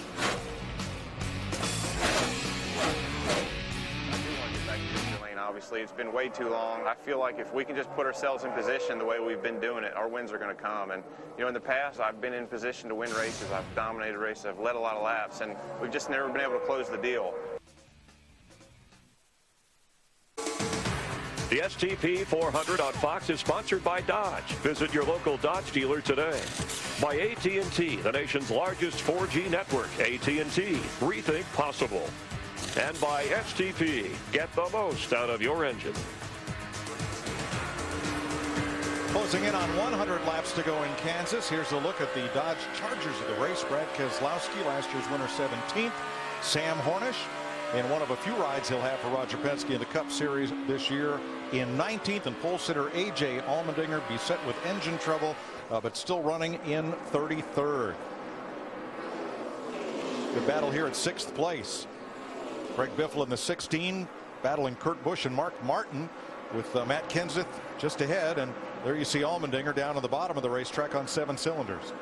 Tell you what I see Mr. 5-time is giving a wake-up call to Martin Truex here. He is there. It's what is amazing. The 48 car is 1/10 of a second quicker per lap. Well, just 1/10 of a second, and it allowed him to catch him. Jimmy has 3 poles and 2 wins here. Bides his time behind Martin Truex. With 105 laps to go, takes another swing at it. Down low in turn 3. Well, and here's a great shot right here. Look at Jimmy. He's not working hard. The car is handling so well. Now you see him flip that switch back on. I'm sure that's probably his fan on his radiator. Once he gets up there, he probably doesn't want to get the engine too hot running behind the 56. Flip that fan back on. When he gets back out front, he can turn it back off. Now they have 3.5 seconds on Denny Hamlin and 4.5 on Dale Earnhardt Jr. So Johnson has some time to play with here to try and get by Martin Truex. He tries so hard getting down into the middle of the corner, but Martin Truex Jr. in that 56 just keeps it wound up when he's running up there against the wall. How you know if a guy's got a good handling race car? You never see him go back to the right. At any point in time, pretty much always cranking a little to the left, just gently nudging on that wheel. That means that car is really handling neutral to a little tight. This time Johnson settles in, and it's clear Truex's strength, Darrell, is from the middle of turn 2 to the exit of 2. He gets such a jump on Jimmy down the backstretch. Jimmy may be as good as Martin down the front straightaway. Matt? And Mike, Martin Truex Jr. just asked his spotter, Keith Barnwell, I don't know where he is better than me. I've moved around. And Barnwell said simply what you just said, from the center off, he seemed to be picking up some momentum. Yeah, Jimmy gets in the corner a little bit better. Then Martin's got that high line really working, and he's got that power down the straightaway. He stayed with him pretty close that time through 1 and 2. I think we may see a classic slide job here before too long.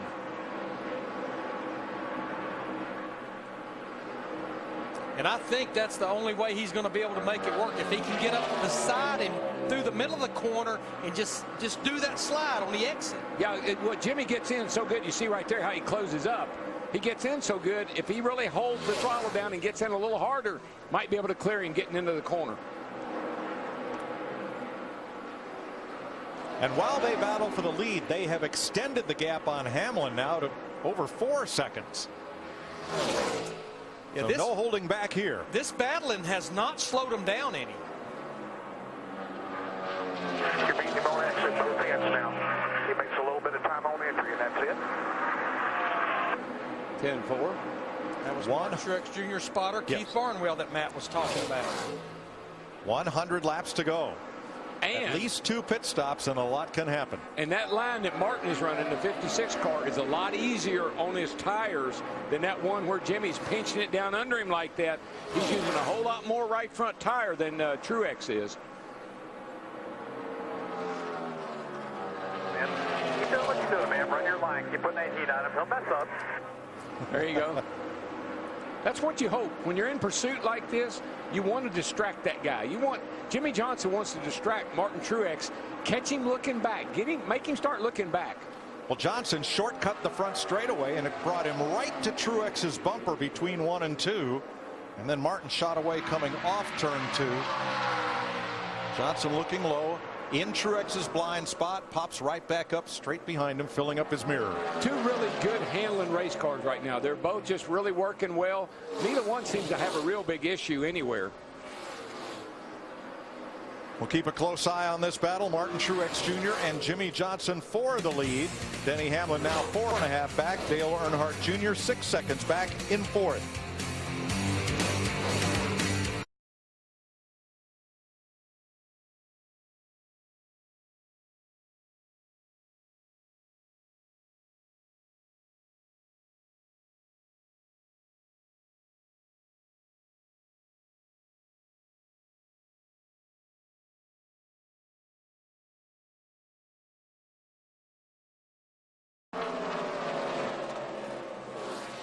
Do you want a chance to introduce a driver at the All-Star Race May 19th in Charlotte? Go to sprint.com/speed to find out how and bring your best stuff. Kurt Busch on pit road at 175 laps. Yeah, this is pretty much a scheduled green flag stop, Dick. And Kurt Busch has had the best race of his entire year, Larry McReynolds. The car has been tight all day long. They've been working on it all day long. They're getting it better and better. He spent much of the day in the top 10. And that tells me that I'm not sure that Kurt Busch can make it on one more stop. If we see drivers go to lap 178 or 179, they probably can do it on one more stop. Steve. Larry Mack, Mark Martin coming to pit road says the car has good balance, but it's just a little bit snug in the center. 4 tires and air. They'll make an air pressure adjustment in the right rear, and they'll go up on the track bar. Matt? Kevin Harvick started the day on the outside of the front row. He hit pit road in the 9th position. Harvick said, we simply have got to take a major swing at this. We are not making any headway. He said the car is tight 5 different times, Steve. It's so tight. And Matt Denny Hamlin saying that he needs a little more front grip. The last adjustments they made did not help. In fact, they're reversing those. So again, a little bit more front grip for Denny Hamlin. That's what he needs. Krista. Carl Edwards saying the balance a little bit better on his race car on this last run, but he's still worried about it being a little tight. They're going to make some adjustments to give him a little bit more movability in his car. Steve? Similar situation for Jimmie Johnson, Krista. He gets a windshield tear off. He's saying that his car is just a little bit snug in the center. Jack Canals being the cheerleader saying, hey, hang in there, buddy. We'll make it up for you on pit road. Matt. And last week it was Biffle. Truex is trying to make it this week. End a long winless streak. Now 174 races. Possibly air pressure change. They were going back and forth. The car, if anything, a little too free at the beginning of the run. Solid day so far, and he's away. And he will beat Jimmie Johnson off pit road by about the same margin they had on one another before this round of stops began. Jeff Gordon getting service. Matt Kenseth is in. Steve. And Mike Matt Kenseth saying we have taken the front end out of the race car, saying that it's shattering. They're going to take some air pressure out, and they also will reverse the changes they made on the last stop. Krista. We haven't really said a lot today about Ryan Newman, but he has steadily been in the mix. He actually said to his crew chief earlier, Tony Gibson, we have a fast race car. We just need to get it dialed in. That is exactly what they're going to try to do on this stop. David Rudiman is stalled on pit road. They tried to push the car, and now finally it is refired. Brad Keselowski, I believe that he missed pit road, I think. He did, Larry. He was trying to get on too fast. Just way too fast. Didn't have a chance. He was our leader, the last driver on the lead lap that had not made a green flag stop. So we will cycle back around to Truex in the lead. Here's what happened to Keselowski. He's just carrying way too much speed, and he's up. He knows it too. He's up there. He's in that point where he couldn't just make the turn to the bottom. He's had too much speed.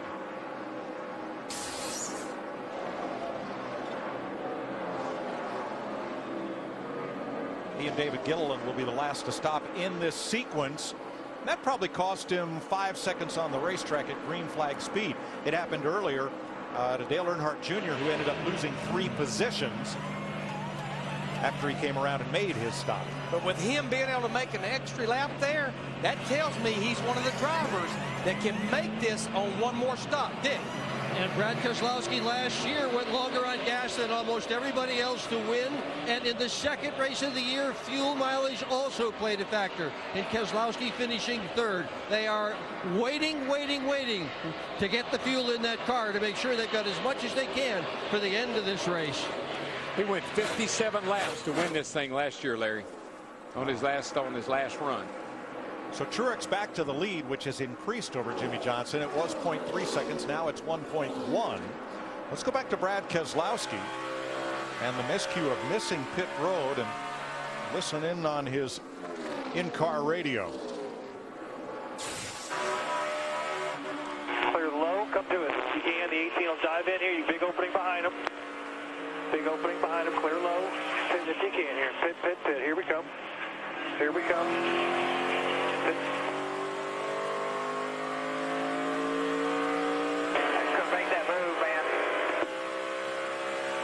And what he was trying to do, the 18 car, he wanted the 18 to clear him, but that pushed him up the track too high. And he couldn't get turned down, slowed down and turned down, and then in time to make pit road. You heard spotter Joey Meyer trying to get Keselowski to pit road. Martin Truex Jr. has led more laps already this year than in any season since 2007. Can he hold on for the win?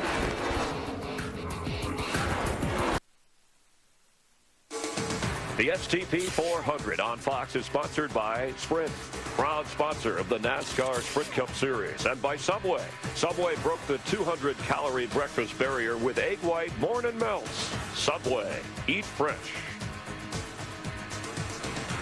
Caution is out for Montoya, and pit stops for some of the leaders, Steve. Including Jimmy Johnson. He says that his car is still hitting the splitter, Mike, down at 3 and 4 and generally getting tighter as the run goes. They took half a pound out of the left rear tire. Matt. Steve, Greg Biffle says the car is just absolutely all over the place. It goes from being tight, then loose, then back to tight, then loose. Right side tires for the Biff. Now here's why we're under caution. Juan Pablo Montoya was running in 16th position. As you ride with Brad Keselowski. See him up there. He gets in the corner a little high. You see the car wiggle. I think he hit one of those strips. Got the car just a little loose, wiggled a little bit, and smacked the fence. So the safety trucks are out checking for debris. Montoya's made a pit stop, returns to the fray. And Joey Logano will get the free pass on this caution. So let's take an inside look at what's happening in the NASCAR Sprint Cup Series, brought to you by Sprint.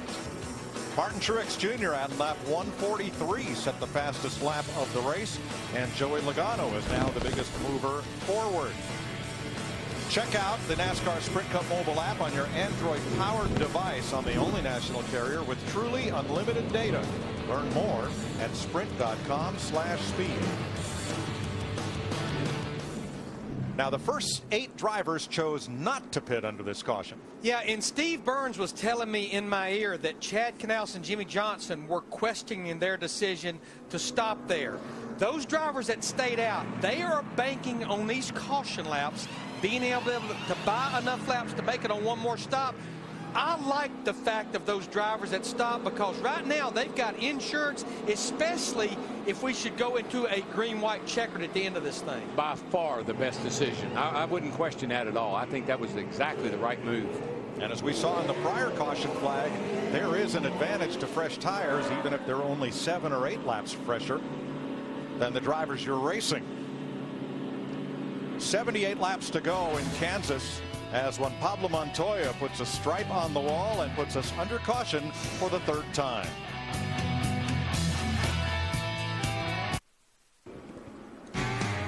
There is downtown Kansas City, Missouri, in the lower right-hand corner, the Sprint Arena, the Sprint Center. Kansas City, Missouri, home of Sprint, our series sponsor. We're right next door in Kansas City, Kansas. And here is what is fresh off the wire. Martin Truex Jr., the last time he led this many laps, he won. That was Dover, June 2007, 174 races ago. He's trying to snap a big winless streak. So is the man right behind him. It's been 136 races since Dale Earnhardt Jr. last went to victory lane. That was in Michigan in June of 2008. We'll hear one of the other Hendrick drivers get that long-awaited 200 victory. We'll see. And that's what's fresh off the wire, served to you by KFC. Come in and taste why fresh is better. I love what Dale Jr. said this week in an interview. He said, I'm the best driver at Hendrick. He said, I'm the best driver they got. And he also said, if I didn't believe that, I wouldn't be worth the flip. So I think this shows you how confident he is about his situation. 75 laps to go. The first 8 drivers did not stop under this caution flag.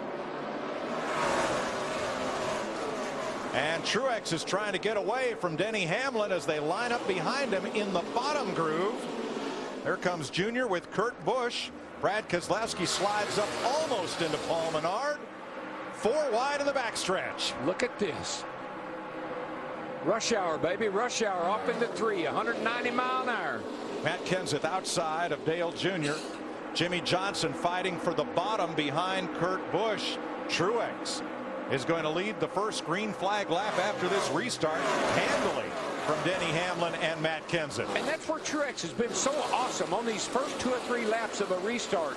Even at the start of the race, he shoots out there, gets about a 2-second lead, and then he just holds it. Biffle moving up. He's got fresh tires in that number 16, and he's climbed to 6th place. Mike, you said it. Even just a few laps stretch your tires. We saw it earlier in the race. Makes such a difference for a driver. I like seeing those stickers. I like seeing that paper flying off my tires. Mark Martin only took 2 tires to gain some track position, we're told, as Kyle Busch battles Kevin Harvick and Jimmie Johnson. Kevin Harvick in the 29, one of the drivers that stayed out. It just makes me nervous when I hear those 2 guys mentioned in the same breath. Kyle Busch and Kevin Harvick. It makes me a little nervous. Biffle keeps moving. He's got Kurt Busch. He's up to 5th. The cars in the top 10 that just took tires: Greg Biffle, Jimmie Johnson, Kyle Busch.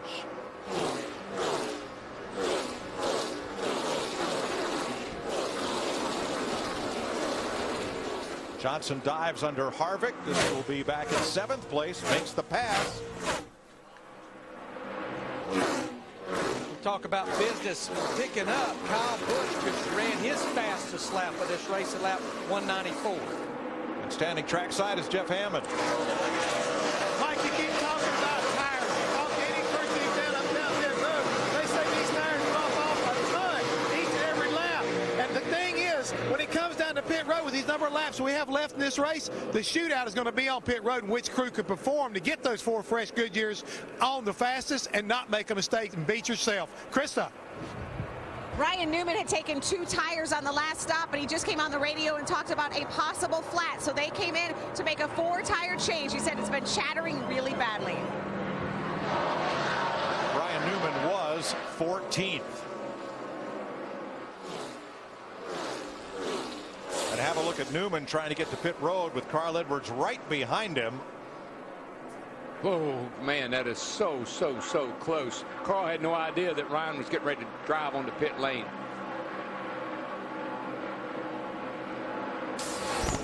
And that'll take Newman off the lead lap. 9th place, Mark Martin, Kyle Busch. Larry Mark's just been wow, man, I tell you what, I don't know if Mark got loose or if Kyle just got him loose. I think it may have been a combination. I think it was a little bit of both. Whatever it is, Mark's going to fight right back. I think he appreciated that too much.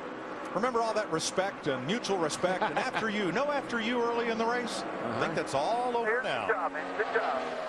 I think you're right with 69 laps to go. I tell you what's impressive. These guys were racing hard back here. But that 56 car, he's already got a 2.5-second lead in about 3 laps here. He gets away so fast. Saw it on every restart. Saw it leaving the pit box. Just got a lot of get up and go today. But company's coming, Darrell.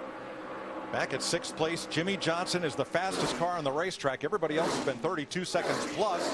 Johnson's last 2 laps, 31.88, 31.93. You mean he's in 6th. The guy that wasn't real sure about that pit call? That would be him. That would be him. And together again. Making me nervous. Kevin Harvick in that 29 and Kyle Busch in the 18. That's a battle for 9th right now. Like a magnet.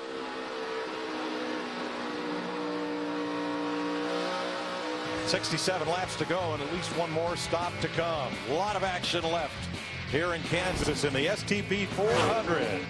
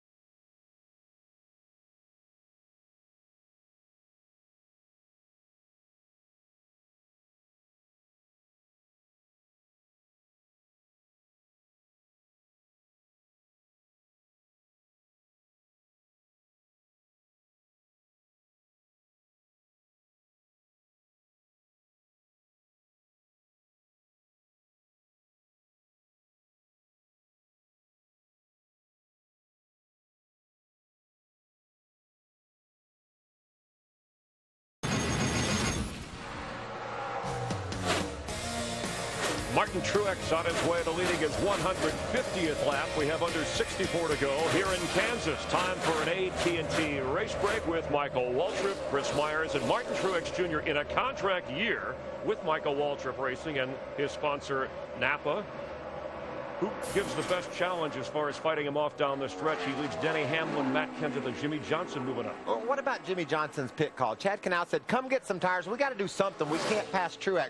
I love Chad's attitude. I know Jimmy's determined, wanting to get a win here. So the biggest competition I see is Jimmy Johnson. But remember, Matt Kenseth, I like what he's been doing all day. Very aggressive. Couple of really fast cars. And as Jimmy moves up into 4th in that 13-race winless streak for Hendrick Motorsports. Remember, Jimmy won here back in the fall. He's finished 2nd 3 different times, and the Truex team was eavesdropping on the radio communication when Jimmy Johnson and Chad Knaus made the recent pit stop. But what about the points leader, Greg Biffle, his statement win last week in Texas? He's won here twice before. He's only won back-to-back races one other time in his career. That was 2008. But he's racing just outside the top 5, battling with Dale Jr. there, sideways off the corner. He's got a solid car, but I haven't seen the speed out of him that I've seen from Jimmy Johnson and Matt Kenseth. Both of them seem to be able to charge to the front. Biffle just seems to be hanging on like he was hanging on off turn 4 there sideways. Yeah, and Jeff Gordon just moving into the top 10. Jeff Gordon has led a lap in each of the 7 races so far this year. Hasn't won a race yet, has not led today, has not been near the front, but just moved ahead of Kyle Busch. And I like the adjustments they've made on this car. I've been eavesdropping too on the radio transaction, and Jeff says, I'm loose, give me a little bit of bite here and there, and they're making some great calls on that car, and he's getting better and better trying to get around Harvick here. And you touched on it with the Kenseth, the aggressiveness, the pit road stops down the stretch. Well, when you have green flag pit stops, Chris, you want to get every inch you can get. That means these drivers are challenging the entrance. Some of them are sideways. We've seen them sliding through the first pit box. That just goes to show you how intense a green flag race is for these drivers. They know they have to get every little bit every second, and they can gain a little bit getting to pit road. They're going to give it a try. And these are the drivers, the AT&T Fastest Driver Challenge. Text 34763 or go to fastestdriver.com for a chance to win 4Gs. Brought to you by the nation's largest 4G network. Mike, with 59 to go, 10 lead changes, 8 different leaders, only 3 cautions so far. Thanks, Chris. 3rd and 4th are side by side. So are 5th and 6th and 9th and 10th. On your left, Kenseth holds off Jimmy Johnson for now, and the 2 best friends on the right side of the screen continue to each refuse to lose. BFFs right there, buddy. Telling you. Jimmy Johnson restarted 12th on lap 193. We're now at lap 209, and he's knocking on the door of 3rd place. There's been a really back and forth battle between Kyle Busch and Kevin Harvick. And here comes Casey Kane. He's going to join the party. Jeff Gordon up ahead of him just made a pass by both of them while they were messing around. He's pulling away. Those 2 have all but run over each other, Darrell. And I think that's what Casey Kane is watching. It's like, I'm not sure what these 2 guys are going to do up there. I am. He needs to be up here with us. Well, Kane is coming, and so is Tony Stewart. That's going to be a 4-car battle in just another lap. Meanwhile, Greg Biffle moves up to 5th. Ooh, little wiggle wobble there. Yeah, Biff's had a little wiggle and a wobble here and there, but that doesn't bother him. He is my classic wheelman. Biff, another driver who's not yet led a lap today. 3rd place. Jimmy Johnson has made the pass. Matt Kenseth trying to hang tough right with him. Right now, they're about 3.5 seconds behind our leader, Martin Truex Jr. in the 56. Here's Truex. Here's the gap back to Denny Hamlin. I'm just going to call him Mr. Lonely because he hadn't had anybody around him all this race. On the restarts, lap or 2, he drives off and gets him a comfortable lead and kind of keeps him at bay.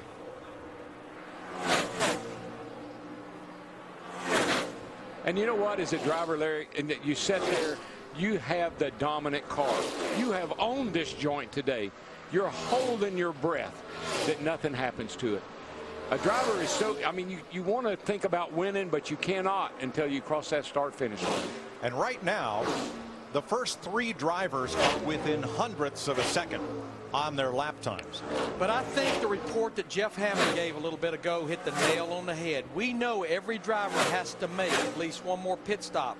And that pit stop should come about 10 to 12 laps from right now. We've seen so many mistakes on pit road today. This is where you cannot have a mistake, be it speeding, lug nuts, or any of those issues. What I worry about, I watch Martin Truex running this racetrack. He is rim riding. He is riding that wall.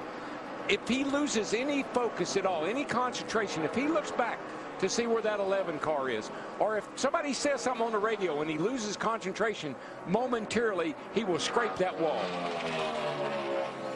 We're at Richmond next Saturday night, and in 2 weeks from today we'll be at Talladega. Saturday night, a Rodney Adkins infield concert.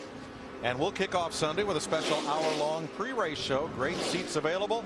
The number and the website are on your screen. And we'll see you in Talladega in 2 weeks. Tony Stewart's been in the wall. Darrell, I think the same thing may have happened to him that you were talking about Martin Truex Jr. You're rim riding and you're right there at it. You just got no room for error.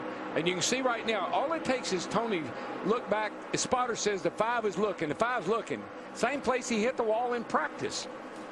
And you sweep out right next to that corner, right next to that wall right there. But I guarantee the spotter's saying he's looking. Oh, gosh, I lost my focus for a second. Right at the entrance to turn 1. Still there. Clear, clear. But Darrell, you're right. He did that exact same thing in practice on Friday. Same place. They just put the wall so close to the track, I swear. Stewart lost only the 1 position to Casey Kane in that incident.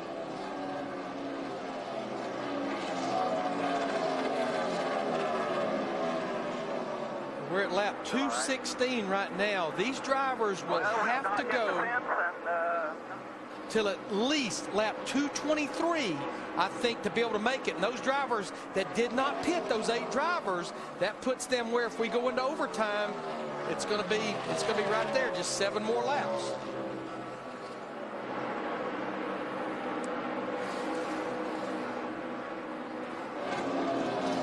.50 to go as Kyle Busch moves up to battle, or rather moves back. Casey Kane moves up to battle Kyle Busch. Kevin Harvick had driven away from Kyle, and now he loses a spot to Kane. Puts him back to 12. We're on another record pace for this race. They're averaging 140 miles an hour. I believe the average for the record here is 137, if I remember right. So, like last week, cars are fast, getting a lot of green flag runs, setting a record. Well, Kyle was working into the top 10 and moving up, now falling back. Martin Truex Jr. has that much of a gap on Denny Hamlin, 1.1 seconds. The 2 Toyotas out front, trying to give Toyota their first win here. He was talking about, the Kevin Harvick and Kyle Busch racing each other real hard. At some point in time, you're using up your stuff. You're overdriving your car. You're using up your tires. You got to back off a little bit, even if it means letting that guy get away from you. Now, Jimmy Johnson in third is 2.5 back.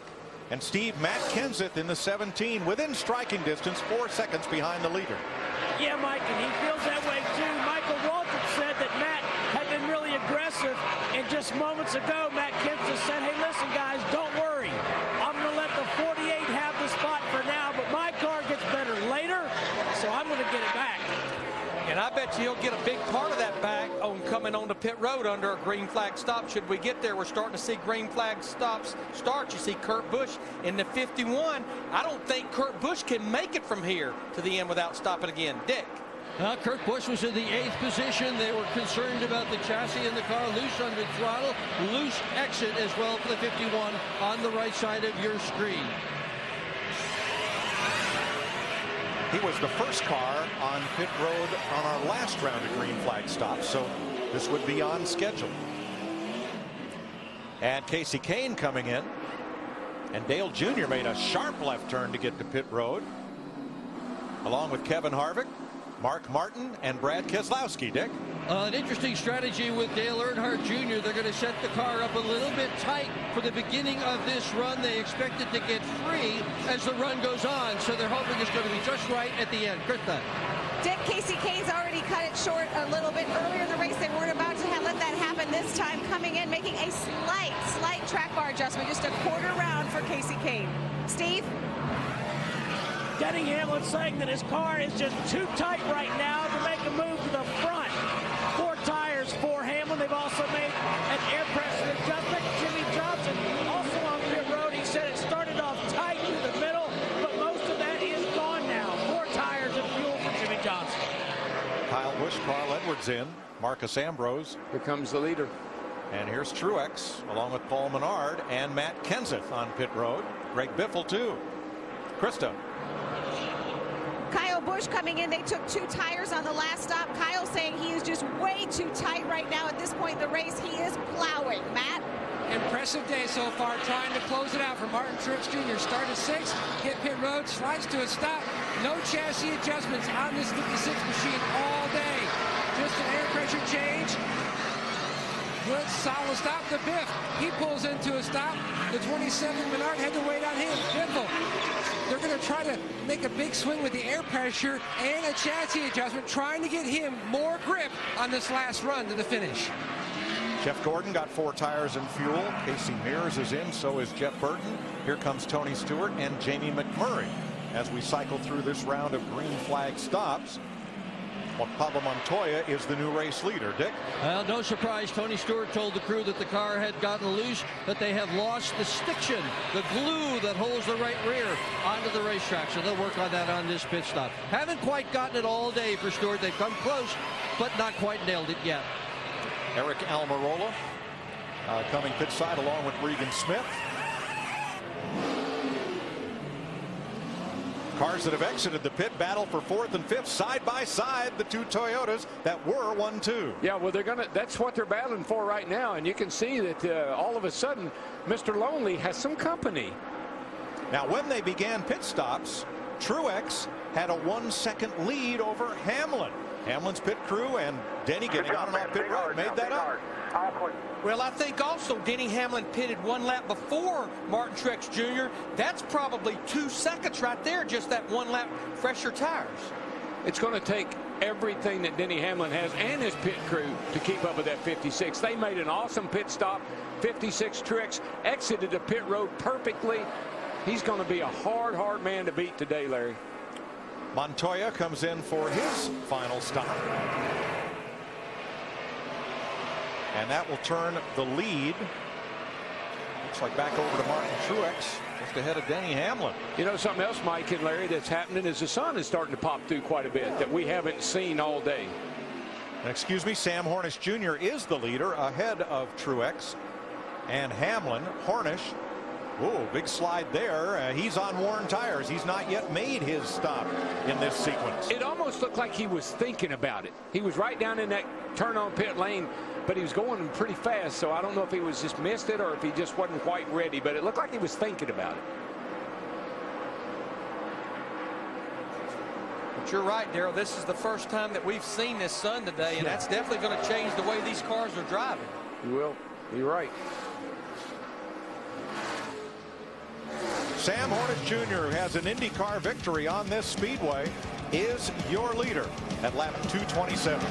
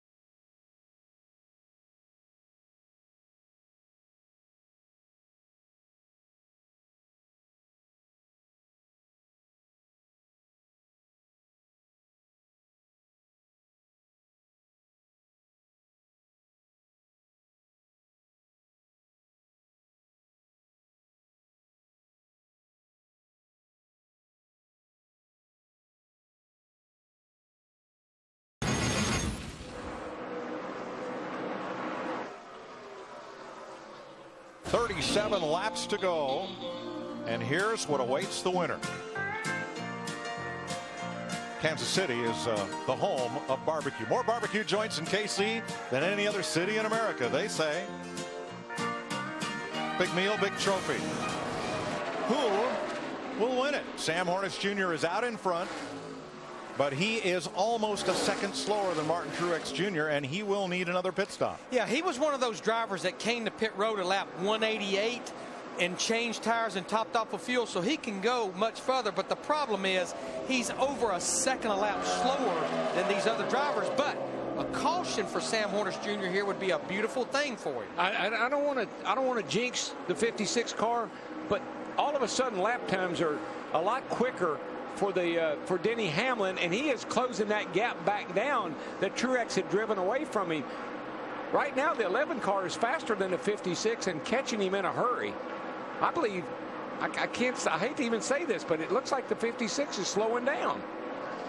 Hornish makes his pit stop. Truex goes back to the lead. Matt? Mike, 4 laps ago, Martin Truex said simply, this is as loose as this race car has absolutely been all day. And Chad Johnson told him the sun is out. Everyone's experiencing it. Just try to hang in there. Well, it's affecting him probably more than anybody I know right now, because Denny Hamlin has caught him, and he's going to drive by him here, maybe off turn 4. Yeah, the game has changed, Darrell. Hamlin has Truex firmly in his sights. His lap times are 0.2 of a second quicker than Martin's. And Sam Hornish, by waiting so long to pit, will go a lap down. Yeah, that's a 32.58 for Hamlin to a 32.72 for Truex. That's 0.2. All of a sudden, a big swing. And only 33 laps to go. Hamlin down to the bottom. Here he comes. Hunting the lead. Truex will hold it off turn 4. The biggest one, once your car gets loose and you're running that high line particularly, you just can't get the throttle down quick enough to get the momentum that you had off the corner. You have to wait, and you lose that advantage of running high. Let's have a look at our STP race summary. We've got 32 laps to go. 22 cars on the lead lap. 9 different leaders now. 13 lead changes. 14 may be in the offing here. Only 3 caution flags for 18 laps. Denny Hamlin all over Martin Truex for the lead. And now with Truex, hadn't had to race anybody all day long. Now what he doesn't want to do is overdrive his race car and make a mistake. Steve? Well, Mike, when this run started, Denny Hamlin said, my car is a little bit tight. Darian Grubb said, it's all right. We made 2 adjustments. It'll come to you. Denny Hamlin just said, I don't need lap times anymore. Nope, he got a great run, Steve, off turn number 2. He has all but cleared Truex, slides up in front of him, and Hamlin is setting sail for the checkered flag. You could see right there off the exit of 4 how loose Martin Truex Jr. in that 56 car is getting. And we mentioned, mistakes in the pit. Okay, the pit crew didn't make a mistake, but I don't think the crew chief had any idea that the sun was going to come out and change the conditions. Those crews may be done for the day. These teams have fuel and tires to go the distance, but those 2 drivers may want to look in their mirror, because as Truex comes back for the lead, Jimmy Johnson is closing in. Johnson. Yeah, I was about to say, these 2 drivers about to have a little more company coming their way, because Jimmy Johnson in that 48 has been mowing them down. In the meantime, his teammate, Jeff Gordon, going into turn 3, I think he's got an engine problem there. He's off the pace. He's lost a cylinder, Darrell, and will try to complete this one on 7 cylinders. I think, Larry, you or Michael one mentioned that they gave him a lower gear for this race this time. It has taken its toll on these engines. Well, they did, and we just got word that Kurt Busch in the 51 may be going down a cylinder. That's a Hendrick engine as well, just like Jeff Gordon. 28 to go. Here's our 5-hour energy big move of the race. Denny Hamlin sets up Martin Truex, who wiggles just a little bit. And Hamlin drops down low to take the lead. I cannot believe the lap times on Truex's car, Mike. 33:20 that last time by. That's almost a second slower than he's been running. Well, from the entrance to turn 1 to the entrance to turn 3 is now in full sunshine for the first time today. And that may have made the difference. Hamlin leads by a second. Jimmie Johnson 1.8 back. How will it turn out?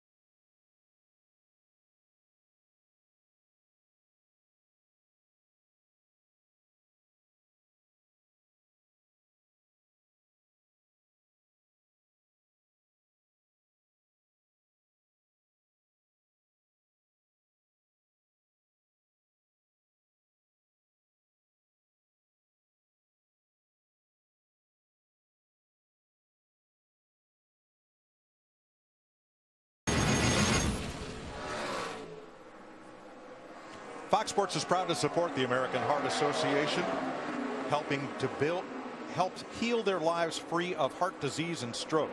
To learn more and find free resources, please visit heart.org/Fox Sports. We are just 24 laps to go. Denny Hamlin is about half a tenth a second faster than Martin Truex Jr. and running the same times as Jimmie Johnson. Martin Truex back to second. Here's what they had to say. Damn right it's not. You're the best guy out there.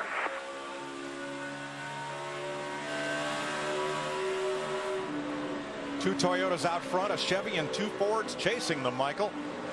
Yeah, I've been listening to the radio. Denny Hamlin's car is loose as well. A lot of them have really freed up because of the sunshine. But, Darrell, you nailed it. When you have to run so close to the wall like we've seen Truex doing all day long, grip goes away, it's easy to slip up into that fence. Getting so close, look how high he goes. But he's began to close the margin a little bit on Denny over the last couple of laps. I like it. It ain't over yet. This is what NASCAR is all about. Drama at the 11th hour. I don't know about the 11th hour, but it's 245 laps and we got drama. 22 to go. Drama with the 11th car. Roger. Paul Menard was trying to keep from going a lap down. He's up the racetrack right in front of Hamlin. Woo. Didn't leave any room there, did they?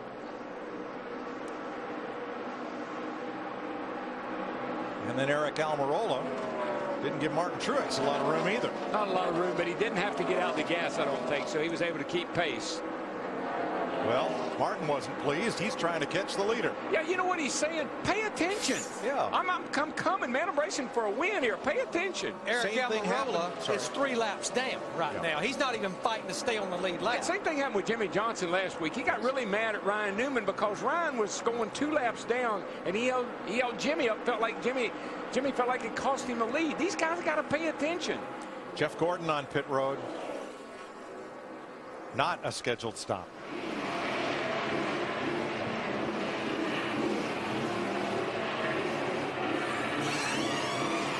Yeah, you can hear Jeff Gordon. He's having a hard time just keeping the car running. He is 21st, 1 lap down. All the way. And goes back out to complete these last 19 circuits.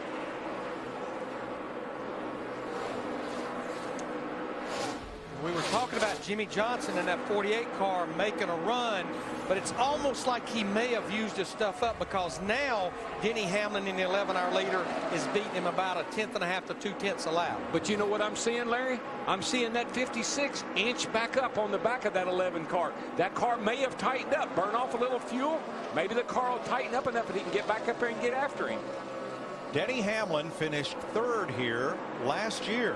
That's his best ever finish at Kansas. That lap by, that was 1/10 better for Truex, and he's back running about like he was earlier before he had problems. I think that sun went back in. Now he's catching him back. We talked about Truex and Johnson. How about Matt Kenseth in 4th place? He is 4.7 seconds back with 18 to go. If I keep clean track here, I think I can go get the 4 game, maybe the 56 there. Try. You're about 2/10 faster laps than them two. Keep on digging, man. Well, at that rate, he would catch Jimmy Johnson in 10 laps for 3rd. 10th place, Carl Edwards, Kyle Busch. Hey, man, you got now is when you show them what you got. Because every position is worth a point. And last year we found out just how much 1 point would mean. That cat in that 99 car, Carl Edwards, for sure knows how important 1 point is. And we haven't talked a lot about Carl today. He's running 11th, got a shot to get in here in the top 10 if he can get by the 18 car. This is when you got to give it all you got, man. Let her all hang out. Starting to hear a bunch of buzzsaws coming by. Jeff Gordon, Kurt Busch in the 51, who goes a lap down. Several drivers out there just trying to soldier on to the finish on 7 cylinders. I tell you, I just don't think the race between the 11 car and the 56. 56 has got his legs back up under him. He's fighting back. Just ran a 32.6 to a 33.09 for the 11 car. He's coming back. You see the dynamic interval on the pointer right there. And as that number gets smaller, Truex gets closer. As it expands, Hamlin pulls away. But I have to say now, these guys have been working some traffic here too, and they've been holding them up quite a bit. And they're going to hold Denny Hamlin up a whole lot more than they will Martin Truex Jr., because Denny Hamlin's the one that can put him a lap down. Oh, Truex right up in front of Kurt Busch there. Had to, man. You can't get side by side. It just kills your speed. 14 to go. And Mark Martin running in 8th place may also be having some engine difficulties. I just think he's off pace. 55 just lost his cylinder, Larry. And if that's the case, that's 2 of the 3 Michael Waltrip cars and drivers that's had engine issues. The only one right now is the guy you're seeing on the left-hand side, Martin Truex Jr. in the 56. Denny Hamlin's teammate, Joey Logano, had an engine problem before he even turned a lap of practice here in Kansas. I believe traffic is really what has caused this lead to shrink a little bit. That time by Truex lost a 10th. So it's kind of nip and tuck right now. Gain a little, lose a little. Logano is going to make it easy for his teammate to get by, Denny Hamlin. Plenty of room. Here comes Truex. Slows it up even further. And I really like what Hamlin, Larry, you notice now Hamlin has really hugging that wall. I mean, he moved up off the bottom because he had been a bottom feeder most of the day. Well, he watched that 56 car of Martin Truex Jr. He ran behind him a ton, watched him right up against the wall. 7 cars with engine issues today. Every make but Ford has had some sort of engine trouble. Chevy, Dodge, and Toyota. Well, Larry, we were talking about this earlier. They gave him a lower gear for this race. Lower gear means more RPM. More RPM means things can break, and so we've seen it today. But we're within sight of 10 laps to go with 2 Toyotas leading Jimmy Johnson Chevy, then 2 Fords, then 3 Chevys. Yeah, Mark Martin is just about stopped going down the back straightaway. Matter of fact, he just puffed a big puff of smoke out of the car.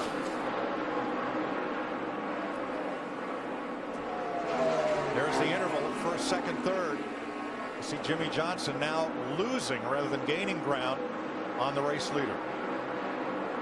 Haven't seen this many engine failures in a couple of years now. This is unbelievable. All valve train related, you can tell. We've found such a newfound confidence in Denny Hamlin in 11. The guy that won 8 races in 2010, battled for the championship. Felt like he suffered a hangover last year. He only won that 1 race. They made some personnel changes over there. We have seen bounce in his step all year long. And oh, by the way, he caddied for Bubba Watson in the par 3 tournament at the Masters. Well, he's got things in hand, but I'm not going to give it to him just yet. Nope. I think Truex has got a little left in the tank. 0.8 of a second is the gap with 9 to go. Johnson is now 2.7 back. Matt Kenseth 6 behind, and Greg Biffle, our point leader, 5th, 12 seconds off the lead. They got a couple of cars that are going to run up on McMurray, and I can't tell who the other car is. A couple of lap cars. Last week, Greg Biffle said, I waited till the 48 got in traffic because I knew he couldn't get through traffic and I was going to catch him. Getting ready to happen right here now. So David Reagan just ahead of the front 2. Jimmy Johnson with a slide, trying to hang on to it for 8 more laps here. Matt Kenseth 6.2 back. Big day for Kenseth, who started 18th in his top 5, as is his teammate, the Sprint Cup Series leader, last week's winner Greg Biffle. You know, when the sun comes out, ruins your day. That's weird. I mean, you're supposed to have a good day when the sun comes out. Kevin Harvick closing up on the Biff. It's really a good recovery for Kevin Harvick, considering he ran out of fuel under green flag pit stops all the way back at lap 87. Dale Earnhardt Jr. has been up near the front a good part of the day. And he is now 7th, ahead of his teammate Casey Kane by about 5 seconds. My heart rate's picking up. That 56 is going to get to 11. I tell you, they're 2 pretty equally matched cars right now. I like what Truex is doing. He is rim riding around this racetrack, but he's making time. He's nipping away at it. They're going to come down here 6 laps to go this time. Truex half a tenth quicker. Unless he can pick it up just a bit, he's going to run out of laps, Darrell. I just think it's a matter of if one of them makes a mistake or not. Right now, Hamlin's got him at bay. Neither one of them can afford a mistake. Catch Jeff Gordon in the 24, of course, down a cylinder. He'll pull to the bottom, let them go by. They are, Larry, you probably couldn't put a piece of paper between those cars and the wall right now. They are so close. And it's about 5 car lengths with 5 to go. And this is, you've been out here all afternoon, and now you've got to be the most precise you've been this whole race. Can't make a mistake, Michael. How about these guys running an inch off the wall? And by the way, 32.835. They ran exactly the same time last time by. This is precision driving with everything on the line, guys. Truex has it down to half a second. They still have a little bit of lap traffic up in front of them. 4 to go. It's just kind of the intervals are staying the same. That time it was an 89 to a 91. Last time it was both 84s. Not closing, not losing anything, not gaining anything. He gained about half a car length that last lap. 4 laps to go. 4 car lengths is the separation. Truex had a little more mid-straightaway speed, but Hamlin packed it into turn 3. Yeah, but Truex dropped it down just a half a lane. It looked like he got a little more grip. Got off the turn 4 just a little bit better that time. He took a big chunk out that time, about a 1/10.5 on that lap. And Larry, it was all, he kind of dropped it down a little bit as he exited 4. He got a really nice run. Boy, this is a nail biter right here. They're going to be bumper to bumper on the white flag. Truex dives to the bottom. Hamlin up top. It's a bonsai. It was a dive bomb move. And it gets Truex. Whoa! Sideways. He was within a car length. You know what he said? Mike, he said, this is my shot. I got to go now. I think that's all he had. And he gave it a shot, that's for sure. 2 to go. Does Truex have one more chance? He lost so much ground. I love what he did, but he may have done it a little too soon. He's got to draft off that slower car. But the gap is 4 car lengths, and Denny Hamlin will face the white flag. You know why? I like it. I think Truex thought, I'll surprise him. I'll surprise him. He thinks I'm going to do that on the last lap. I'm going to do it now. It was the right time. It was the right move. The car just would not stick for him. One-lapped car in front of him as two Toyotas duel to the finish on the final lap in Kansas. Jimmy Johnson 3 back. Here goes Truex again. He's going to try it. Right down to the bottom. They're almost even. He slides up a car length back, and that's all he's got. Denny Hamlin gets his 19th career Sprint Cup win and his second of the season. Yeah, Truex tried it, but he couldn't make it stick. Third, I'm proud of you. Great job, guys. I have to agree. Denny Hamlin led twice for 32 laps, including the final 31. On a day that tested the pit crews, the fans, everybody who was outside today in this blustery, cool day, Denny Hamlin scores the 56th Sprint Cup Series win for Joe Gibbs Racing. There's Darian Grubb that led Tony Stewart to the 2011 Sprint Cup Series championship. Now he's led Denny Hamlin to 2 wins so far, 2012. And look at him, all business. Is he jumping down and running and jumping and screaming? No, sir. Pack my stuff. I got home. I got work to do. I got to get ready for Richmond. Hamlin gets his first Kansas win in his 9th start here and joins Tony Stewart as the second repeat race winner of 2012.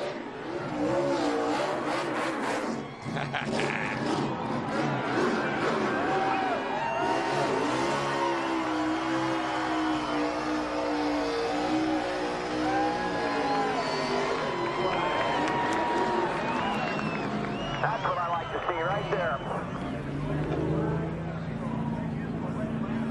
13 Kansas races. Hamlin is this track's 9th different winner. Great race for Martin Truex Jr. and a great try in those final laps.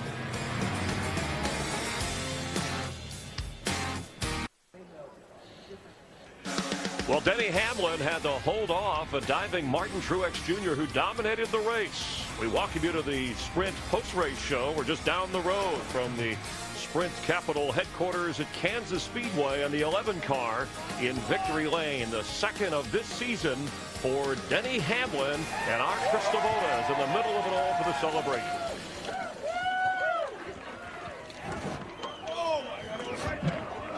The celebration ensues. Denny Hamlin sort of called his shot earlier this weekend, saying you had a good car. I know your buddy Bubba Watson wins the green jacket. You have a green car. Let's throw in one more. Earth Day. Was green the difference? I guess so. That's one of the things. Just can't thank everyone from FedEx enough for putting this together and putting me in the driver's seat.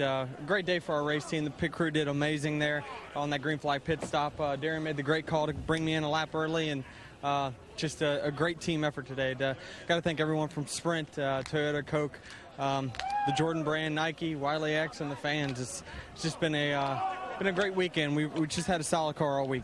Well, I know you had to do it the hard way, too, fighting off a hard-charging and a very hungry Martin Truex. Are you wiped out? Are you exhausted? Did you know you had enough to hold him off? The whole time I just kept thinking of Mikey because I'm good friends with Mikey, but man, I'd love to see one of his cars win. I know how much they've put into that program. And I know Martin was driving his heart out. It's just, I know it's disappointing not to win in those situations when you have a dominant car. But at the end, we just tuned it in where it needed to be. Congratulations, Denny Hamlin, a 2-time winner, Matt. Impressive run statement type of day for Martin Truex Jr. Just how disappointing and how shocking how the sun just changed your race car right near the end. Yeah, I don't think it was the sun. It just, we put that last set of tires on, and it wasn't anything like it'd been all day long. Just bad loose for, first 20 laps of that run. And just lost the lead. Once you lose the lead, it's hard to get it back. And it was a little better than he was at the end. Just, when he's running where you are, it's about impossible to pass him. So, just got to thank everybody at MWR, Rob and Michael, everybody at Toyota, everybody on this Napa team. Chad Johnson's doing a phenomenal job, and I know we're going to get our win. Just hate giving them away like that. The turnaround continues. Truex second here in Kansas. of Michael Waltrip Racing. 175 races since his last and only win, and he fought hard to the finish. Michael, we'll take away your owner hat, play the analyst role here in terms of let's look at 3 to go. Right, with 31 to go, obviously Hamlin takes the lead from Martin Truex Jr., who had dominated, leading more than 170 laps, and Martin going for it here. How about that? That's what I want to see as a race fan of NASCAR. I want to see a guy put it on the line, and he dives low. He made a little bit of time earlier low. He thought it was going to stick, but watch. Right there, took away his chance probably to win the race, Chris. He made another run at him going into 3 on the last lap, made the same move, and darn. You know, Denny was being a little bit conservative, I'm sure, but look, Martin sideways in the corner, but yet still able to drive right up to his quarter panel. I love that stuff. You know, in Martin Truex's defense, he had the car out front all day long. How do you work on the car that's out front? You know, it's running well. The sun comes out. It throws his setup off just a little bit, and that's all it took for Denny Hamlin to jump on him. Truex brushed the sun aside, but do some drivers handle loose cars better than others? Well, his car was really fast high, and when you're fast high, you need to be just a little bit tight. You're running so close to that wall, you can't really hang it out. You hang it out, the rear end catches the wall, so it just took his groove away and hurt his effort. I appreciate Denny saying that he felt bad for me not winning, but he didn't feel real bad. No, he's got to win. It's all about winning. I'm glad. Look, it's nice to see guys fighting for the win.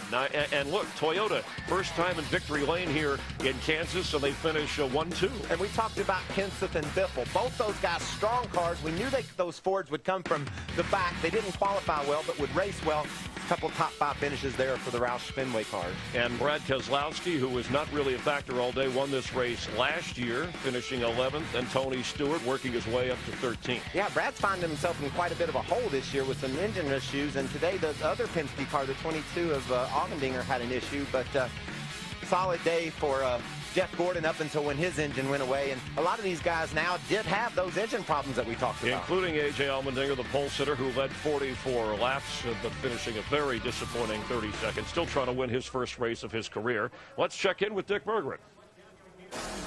Greg Biffle, another solid run. Man, what a year you're having. Yeah, it's been a great year for us. Not the run we were really looking for, the finish we were looking for, top 5, but we felt like we'd be a little stronger than that. And, you know, we're just off a little bit today. And those. In what way? How was it off? Just sliding the nose and couldn't get the power down, and the track was a little slicker for us. But, you know, to come home 5th and you know, have a little bit of an off day, we're pretty happy about that. Thank you. Congratulations.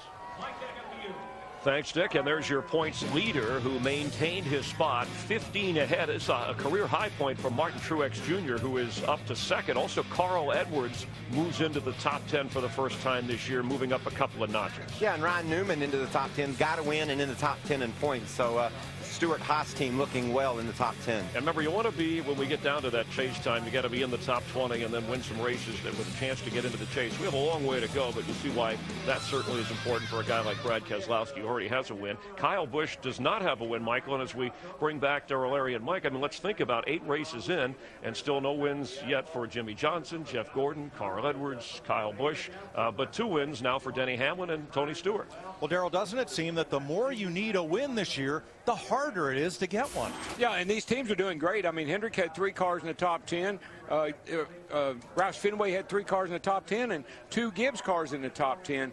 But another fast race. We averaged 140 miles an hour around this joint. Not a lot of cautions, but a lot of great racing. No, record for fewest cautions, and Larry, you called it. Darian Grubb bringing Denny Hamlin in 1 lap before Martin Truex made all the difference. Well, we saw that was about 1.5 seconds to 2 seconds. Plus, I think, like Denny Hamlin said, his pit crew had a great stop. Denny did a great job of getting in and out. And then, of course, Martin Truex Jr.'s car had went away just a little bit there. All right, as Denny Hamlin celebrates, let's hear from Steve Burns. It's a long way to Richmond. Jimmy Johnson finishes 3rd, and Jimmy, I listen to you guys on the radio a lot, and you really had to chase this racetrack. You guys had to make a lot of adjustments. We did. We had good speed. We could run, 2nd or 3rd all day long, but to catch the 56, we needed more, and we worked real hard through the middle part of the race. Got a lot of speed, and could get to him. I just couldn't pass him. I was hopeful we could do it on pit road or some other, scenario, but we came in, a lot of those guys stayed out, which, was some strategy on our behalf just to do something different. I don't think it hurt us any. Maybe cost us a spot, but I don't think that's really the case. The 11 went up there and passed the 56 and won the race. So great day. We ran where we should, and just need a little bit more to race for the win. Looking forward to Richmond. I am. Richmond's been hit or miss for me, and I really feel good about our race cars and what we've learned here in the recent time, and I think it's really going to help my car at Richmond. It's something that I've needed there, and ready to go short track racing. I love that place. Thanks, Jimmy. Thank you. Well, Matt Kenseth, another top 5 finish. That's 4 in the last 5 starts. What's the magic here? It's all the guys that work on this car. So Jimmy and them guys did a great job on this Ford EcoBoost Fusion. It was I was not happy with it all weekend, and they made a lot of changes this morning and last night, and it drove a lot better today. So we're just we're a little bit off. I got that one just horrendously awful restart in the middle of the race, and just could never quite get it exactly right. But it was a good day for us. How about the driver? Grade the driver today. I give him about a C. You know, I had a pretty good car, and I just, on that restart, we gave up 4 or 5 spots, and it's really fun. It's too bad they got to tear this up because of all the different grooves you can run depending on how your car is handled. It really makes it fun as a driver, and thought it was some great racing. So I was glad to be part of it. I wish I could have been up there with Martin and Denny and duked it out with them, but it was a good day for us. I think your fans will give you a whole lot better than a C. Congratulations on another top 5. Driver of the 17 car. If you're into numbers, that number 11, that 11 car, the 199th win for the 11 car. Of course, DW, Cale Yarborough contributing as Denny Hamlin tops it off. The 43 number, second on that list. The 56 number, Jim Hertzeby, the only driver, 1966, with a cup win on that number.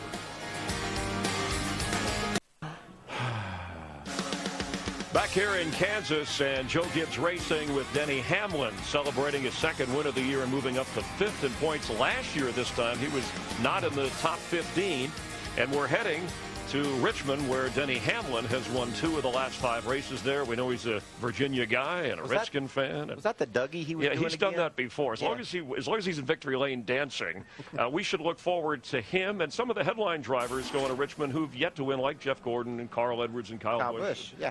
Just think about this. We're in the Midwest. There's wide open spaces. We saw guys up high and wide and low. You could race all over this place. We're going to condense it in half. We're going to a 3/4 mile track up in Richmond, Virginia, and they run all over each other. So all this green flag racing strategy on when to make your green flag stops out the window. We're going to mix it up in Richmond. The action track, I'm sure we'll have more than 3 cautions that we had today. A lot of action early, and then at the end, Martin Truex Jr.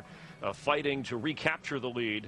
He dominated, but for actually only twice during the 8 races has the guy who led the most laps gone on to win the race. Well, think about Truex. He had the fastest car. How are you going to work on the fastest car? We heard Jimmy Johnson talk about the fact that Chad Knaus wanted to adjust their car. Then he kept tuning on his. They got him right at the end and were able just to squeeze past Truex. I love the job that Truex team did, but I love the fact that you can gamble a little bit if you're Jimmy Johnson and Denny Hamlin and work on your stuff. Yeah, and a guy like Greg Biffle, who won last week, but hanging in there, the dominant force so far, the points leader, as Denny Hamlin concentrating. Maybe he's thinking about what he'll be watching tonight on Fox. He talks to himself a lot, but I think he was actually on the phone then. Oh, okay. He hopefully he's not tweeting. Brad Keselowski said, "This was your race last year. This time it's mine." Don't forget the Fox 25th anniversary special, and you who've been a part of NASCAR on Fox, are part of that.